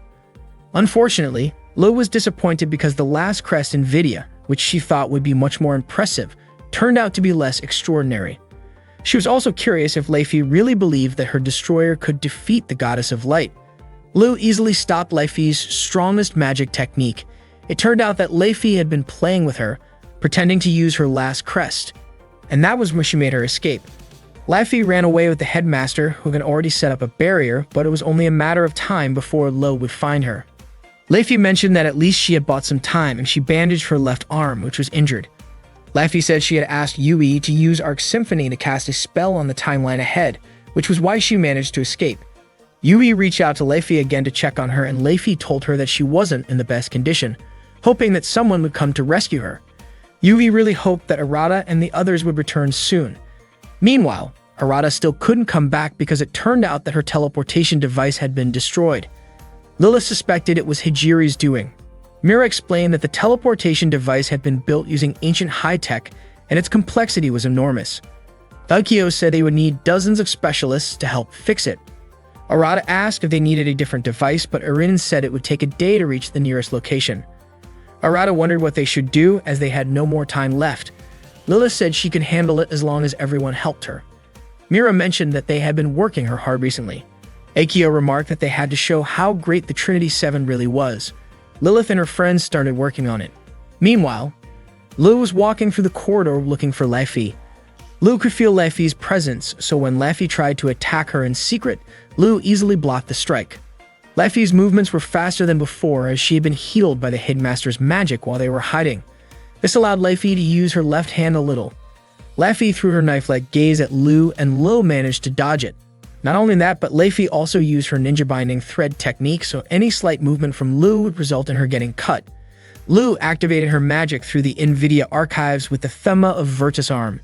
She summoned the Light Spear and Sword, Brionac and Fragarak in both hands, as well as the Light Wings Cleum Soles. In an instant, Lei's binding threads were severed. Lei didn't even realize that someone with the Trinity title could do such a thing. The headmaster commented that they were all legendary treasures that could only be obtained after mastering their own themas, and Lu was using her 3 highest treasures. Lu explained that she had also become a candidate for the Magic King after receiving the Magic King element. In a flash, Lu was able to defeat Lei and mentioned that she had decided not to use her last crest, as it would have been too dangerous for her. Seeing Lei fall covered in blood, Yui screamed and cried. She said she had to help Lei, but Selena stopped her, explaining that if she went, it would be dangerous for all of her school friends. Yui said she couldn't leave Lei behind. At that moment, Yui became so worried that she made the dream world turn dark. Selena decided to go help Lei, telling Yui that she was the younger sister of one of the Trinity 7, Lise. She also mentioned that she and Lise had studied together and understood the material well. Yui reluctantly agreed, but Selena reassured her that she would definitely return. Selena immediately jumped into the world where Lei and Lu were. She quickly bound Lu with her camera magic. Lu had already anticipated something like this would happen. Selena quickly approached Lei and told her that she would stop the bleeding using a healing macro spell. Lu commented that the macro magic that bound her was crafted really well, but she didn't think it was anywhere near strong enough to fight a witch who had reached Trinity level. Lu easily broke the magic binding and said that Selena would die. Just before Lu fired a spell at Selena, Selena softly called out to her older sister. The explosion from Lu's spell was so powerful that it damaged the corridor floor. The blast was so huge because Lu couldn't hold back her power when she used that form. After that, Lu aimed to eliminate the principal. The principal said that it seemed like there was someone Lu had to face. Suddenly, a voice from Lise was heard, saying that the principal had already made a date with her. Lise mentioned that Lu had hurt both her friend and younger sister, and she wouldn't forgive her. At that moment, Lise entered Selena's body. Lu realized that Lise was using her last crest and trapped her in her world forever. Lise and Lei were in the infirmary at the time, so that's why Selena could contact Lise. So Selena had frozen Lise's world with her camera, and at that moment, Selena was in Lise's world. Simply put, they swapped places using Selena's magic camera. Selena was confident that Lise would be able to handle things with her body. As Lu prepared to attack Lise, Lise had already switched places. She said that Lu's magic was no match for hers. Selena bound Lu using magic from Lise's world. Lise said that the camera could imprint a moment of light on the film, and at that moment, Lu had been imprinted into that world by Selena's camera and was trapped there. When Lu tried to activate her light spear, Brionac, suddenly the light spear shattered. Lise teased her, saying, "Nice move," but Lu responded that she was wiser than Lise because she'd rather lose her weapon than her moves. According to Lise, Lu had lost control of one of her legendary weapons and used its power to break Lise's spell. Lise then asked what would happen if she used the same technique twice. Lu got frustrated and said that she would defeat Lise. As Lu prepared to attack, she had a feeling that Lise would do the same thing to her. Lise aimed her camera, but just as Lu disappeared and appeared behind her, Lu fired her light attack. Lise tried to dodge, but when Lu thrust her light sword, Lise screamed in fear, though it turned out she was just joking. Lei, who was behind Lu, immediately swung her sword at Lu's body. She used her secret technique, Avidia Slash. It turned out that Lise hadn't taken a picture of Lu, but was actually trying to heal Lei. At that moment, the camera bound Lei's pain and blood to stop her bleeding and speed up her recovery. Lei really liked how well Selena and Lise combined their powers. Lu had lost her legendary weapon and would need a long time to use it again. Her chances of attacking were now under 15%. Lei suggested that Lu should just back off, but Lu apparently planned to team up with Hijiri. Hijiri asked if Lise had decided to become a good witch. Lise said that she had lost to Arata, the precious Magic King candidate. Hijiri then asked if Lise was sure of her decision, if she chose a stagnant form for herself, since the world she came from had no future. Lise said that she didn't want to leave Selena in a world like that forever, but someone wanted to save her and lecture her, saying that her friends wanted her back, so Lise liked that world. Hijiri reminded everyone that she and Lu were evil witches, so they would not allow traitors to escape. According to Lise, since she was an evil witch, it would not be a problem if she betrayed herself. At that moment, Leifi was about to assist Lise in attacking Hijiri and Lu, but suddenly Yui informed Leifi that her magic was almost fully recovered and she would help. Unexpectedly, Yui's telepathy was heard by Hijiri, who then decided to kill all three of them before the Magic King could fully control Trinity 7. Suddenly, Hijiri felt something dangerous in the area. Out of nowhere, Arata appeared from his teleportation and accidentally fell onto Lu. Arata unintentionally grabbed Lu's chest, and not long after, Lilith arrived and fell on top of Arata, followed by Erin, Aikyo, and Mira, who managed to land in the area. Leifi and Yui were delighted to welcome them. Mira asked if Arata had done something wrong to the girl he had just met, as his hand was still holding her chest. Arata explained that it was an accident, not something he enjoyed, but then he added that he did enjoy it. Hearing this, Lisa laughed. She told Hijiri that she would remain on the side of good, alongside her friends in Trinity 7. Arata told Hijiri that it was time for them to launch a counterattack. Arata emerged from his teleportation and accidentally landed on top of Lu, inadvertently placing his hand on her chest. Shortly after, Lilith arrived and fell onto Arata, followed by Erin, Aikyo, and Mira, who managed to land in the same spot. Leifi and Yui were overjoyed to welcome them back. Liselot told Hijiri that she would remain on the side of good alongside her friends in the Trinity 7. Arata informed Hijiri that it was time for them to launch a counterattack. He pleaded with his friends for their support, expressing his desire to bring Hijiri back. Suddenly, Liselot addressed Arata, noting that it had been a while since they last met. Arata initially mistook her for Selena, but realized the chest size matched Liselot's. Selena became annoyed upon hearing this, upset that Arata used her chest size to differentiate between them. Arata was taken aback, questioning whether the girl before him was truly Liselot. Liselot confirmed her identity, and upon sensing her exotic aura, Arata acknowledged that she was indeed Liselot. Selena realized that Arata was implying she wasn't as attractive. Lu then pointed out that Arata had just touched her chest, which he completely ignored. Leifi joked that Arata's goal was to engage in inappropriate behavior with all the mages. Arata denied this, though he didn't entirely dismiss the idea. Lu speculated that perhaps the Demon Lord was attempting to make her one of his concubines. Hijiri remarked that Arata was a fortunate pervert. Arata asked Hijiri to begin, but she seemed aware that his magic hadn't fully recovered and stated she wouldn't hold back. Arata activated his magic by connecting to the Superbia Archive, transforming into Magus mode. Meanwhile, Hijiri activated her magic by connecting to the Ira Archive, displaying a large magic circle. Erin connected to the Ira Archive to activate her magic. Lilith connected to the Luxuria Archive, summoning her weapon. Leifi connected to the Nvidia Archive, Mira to the Superbia Archive, Aikyo to the Gula Archive, Yui to the Avaricia Archive, and Liselot to the Acedia Archive. At that moment, the headmasters of Biblia and Liber Academies observed their battle. Both were Paladin-class mages, and if they were to fight, the world could be destroyed. Thus, they chose to sit and watch the mages battle. Master Biblia was confident that his students would emerge victorious. Master Liber previously believed that someone like Master Biblia wouldn't possess such confidence. According to Master Biblia, Master Liber didn't understand how intriguing Arata was. The battle between Arata and Hijiri was a contest to determine who would become the strongest Demon Lord candidate. The fight commenced with Hijiri launching an attack toward the Trinity 7. Mira swiftly deflected the attack using her white universe from her crystal orb. At that point, Mira had completed her analysis of Hijiri's Ruina Partum and Thema analysis. Hijiri praised Mira's abilities, acknowledging that the chaotic rune used by Erin and herself was ineffective against Mira's Gehenna scope. Suddenly, Aikyo attacked from behind Hijiri, but Lu promptly intervened, preventing Aikyo's assault. Aikyo's kick was so powerful that it sent Lu flying. Her strength was enhanced by the Ancient Spell and further amplified by Arch Symphony. Yui's Arch Symphony synergized well with Aikyo's Ancient Spell, enabling her to destroy Lu's ultimate weapon. Liselot and Leifi advanced together to attack Hijiri, but she managed to block their assault using the Vectumskrita spell, also known as Baldur's Blessing, a technique for both offense and defense. The term sounded familiar to Erin, prompting Leifi to ask if she had heard it before. Liselot inquired about the technique's meaning, admitting she couldn't analyze the magic circle, and asked if Erin knew more. Erin explained that Baldur's Blessing was a legend about the god Baldur and that only she could break through that defense. Given this, Leifi and the others offered their assistance. Hijiri realized that Liselot and Leifi were distractions to allow Erin to destroy her magic circle. but she was determined not to let that happen.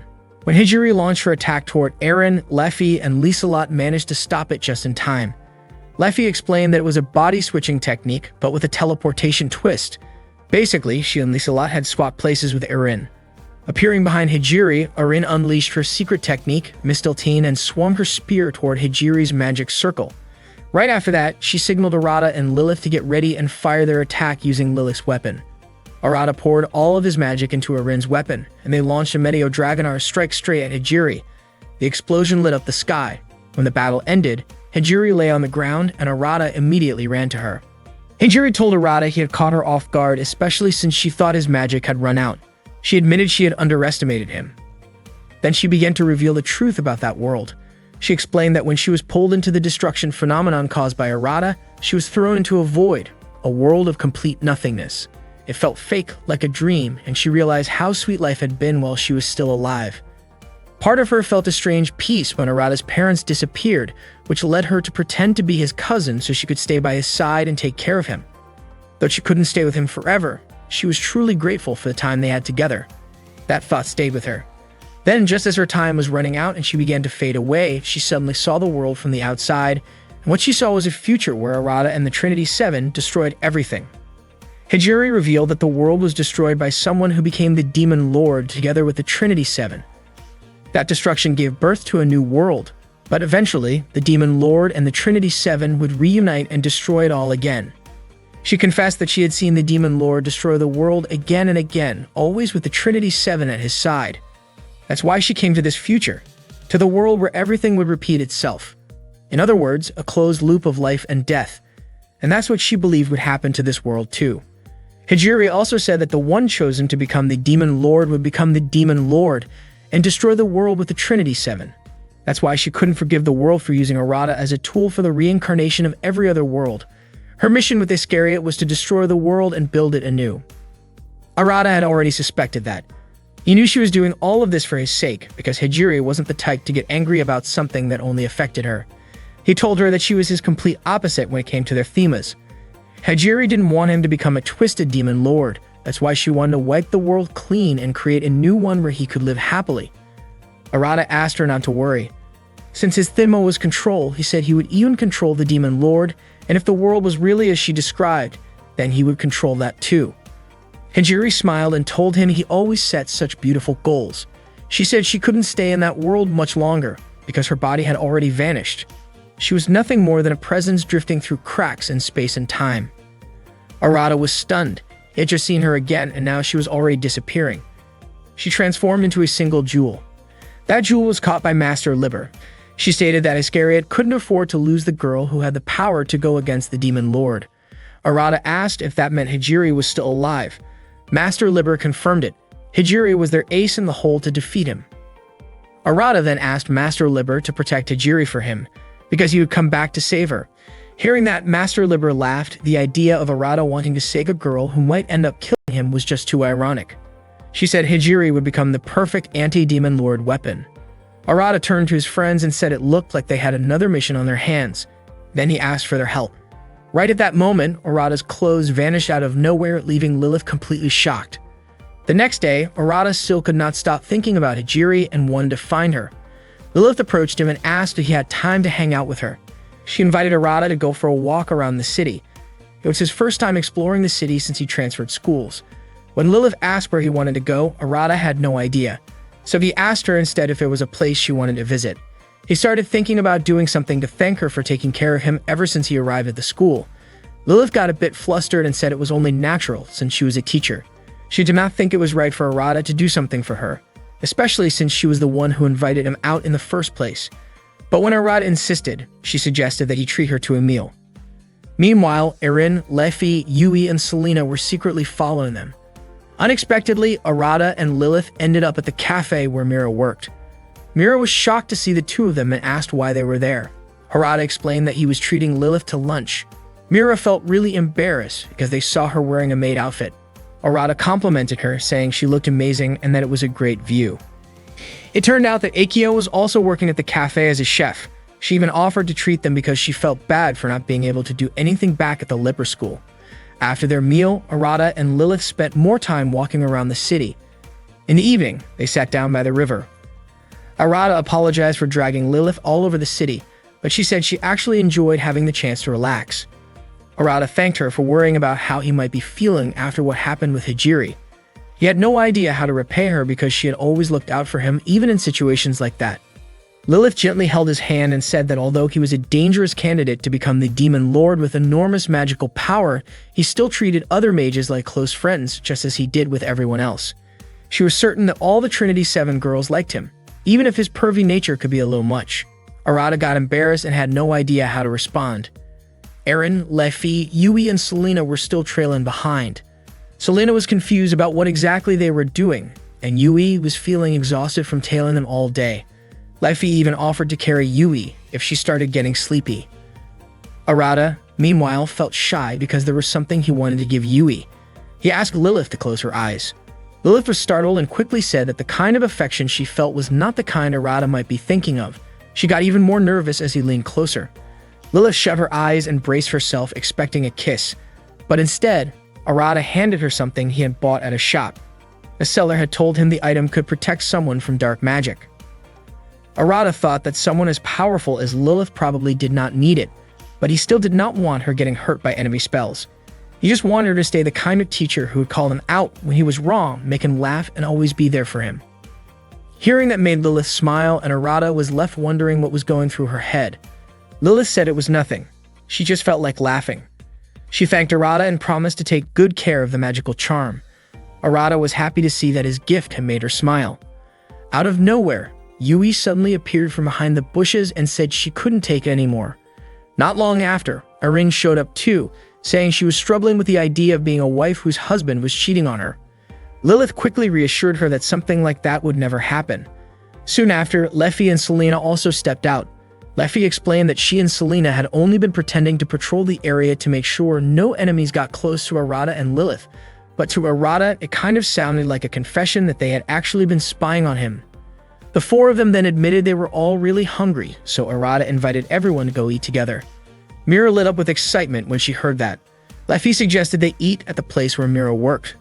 With that, Arata and the group started walking toward the cafe where Mira had her job, ready to enjoy a fun meal together. Deep down, Arata wished Hijiri could know how happy he was. He didn't want her to worry about him, because he was determined not to let Hijiri or any of the other girls feel sad. He hoped Hijiri would wait for the day they could laugh together again, along with all of his friends. Arata made a silent promise to himself that he would make that day come true. That day, Arata was called to the headmaster's office about his academic performance, which had fallen short. He was told he might be expelled from school soon. Both Arata and Lilith were stunned by the news. Without wasting time, Arata, Lilith, and Sora went straight to the headmaster to find out why Arata was being threatened with expulsion. Arata was confused, especially since he had been studying hard lately. Sora asked whether this had anything to do with the strange events that had been happening at school. The headmaster just laughed, saying that Arata's progress had actually been quite interesting. Lilith defended Arata, explaining that he'd been working really hard and had even helped stop a major destructive phenomenon. Naturally, she disagreed with the idea of expelling a student who had come that far. According to the headmaster's assistant, even though Arata had been living with the Trinity 7, he still hadn't grasped the concept of the archives. Lilith didn't deny it. The headmaster explained that Arata's magic could copy other archives, but without proper understanding, that kind of power could actually be dangerous. Arata recalled that the headmaster had once told him the archives represented the 7 deadly sins, but he admitted he still didn't really get it. Lilith commented that Arata wasn't taking the situation seriously enough. Because of that, Arata would now receive special lessons from all the Trinity 7 members. Upon hearing this, Arata looked thrilled. Sora even joked that Arata was probably imagining all sorts of questionable things. Sure enough, Arata began fantasizing about study sessions that included being alone in the bathroom with Lilith while practicing magic, cooking together with Eren, kissing Yui in her bedroom, getting close with Akio to study her body, lying on Mira's lap, rubbing sunscreen all over Lisa's body, and even sneaking a peek at Lefi's body at night. He could hardly wait. The headmaster knew exactly what was going through Arata's mind and commented that maybe this was actually an opportunity for him. Sora admitted she had thought the same thing for a while. She jokingly added that if Arata begged Lilith enough, she might allow him to do naughty things. Lilith, confused by Sora's comment, told Arata to stop having those kinds of thoughts. Arata was tasked with learning from each member of the Trinity Seven and writing a report on each archive. All the reports had to be submitted by 8 a.m. the next morning. Sora told him to get going and Arata quickly took off, though he had no idea where to start. While walking down the hallway, Leafy suddenly appeared beside him. Arata complimented her on how quickly she showed up. Leafy, who proudly called herself a ninja, admitted she had been eavesdropping. She knew about Arata's plan to create a harem, which surprised him. Sora didn't deny it either, saying Leafy wasn't wrong since Arata would be spending time with 7 different girls. Arata asked if Leafy could be the first to teach him, but she turned him down, saying he should be more prepared first. She promised to show him her own special spot later. For now, she said he should start with Lise.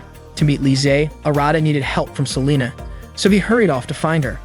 Leafy was clearly looking forward to seeing how Arata's plan unfolded. To meet Lise, they had to go to the student infirmary. Once there, Lise jumped on Arata, surprised that he had come to her first. She had actually planned to give him a night lesson. Seeing Lise getting so close to Arata, Selena reminded everyone that Lise was currently using her body. But Lise casually invited Selena to join in, and Arata, not thinking much of it, said he wouldn't mind being with both of them. Selena, clearly uncomfortable, refused, and Sora commented that Arata was being greedy. Arata recalled that Lise's archive was acedia, laziness. Lise, embracing that theme, told Arata to lie down on the bed while she activated her archive and entered her Magus mode. She moved closer to Arata and told him all he needed to do was relax and watch. As she loosened the ties on her outfit, Selena suddenly shouted, reminding everyone that the body Lise was using was hers. Lise replied that the nature of an archive and its theme were often the opposite of the user's true self. That meant she wasn't lazy and wasn't willing to wait until night. Arata nervously asked whether they were really about to do something inappropriate using Selena's body. Just as things were about to escalate, Lilith burst into the room and put a stop to everything. Lise asked if Lilith wanted to join them, but Lilith firmly declined. Arata mentioned that it would have been more fun with both of them around, and it was a shame Lilith wasn't interested. That clearly irritated Lilith. Arata quickly jumped out of bed and thanked Lise for helping him understand a different kind of laziness.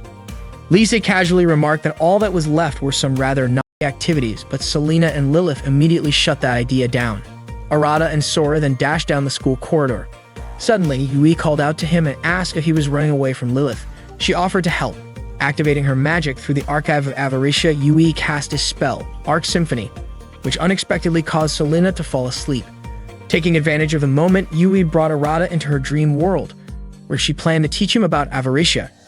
Inside the dream, Yui expressed her feelings in a very open way, making Arata visibly flustered. She thought maybe it was his first time dealing with a situation like this, and she admitted it was new for her too.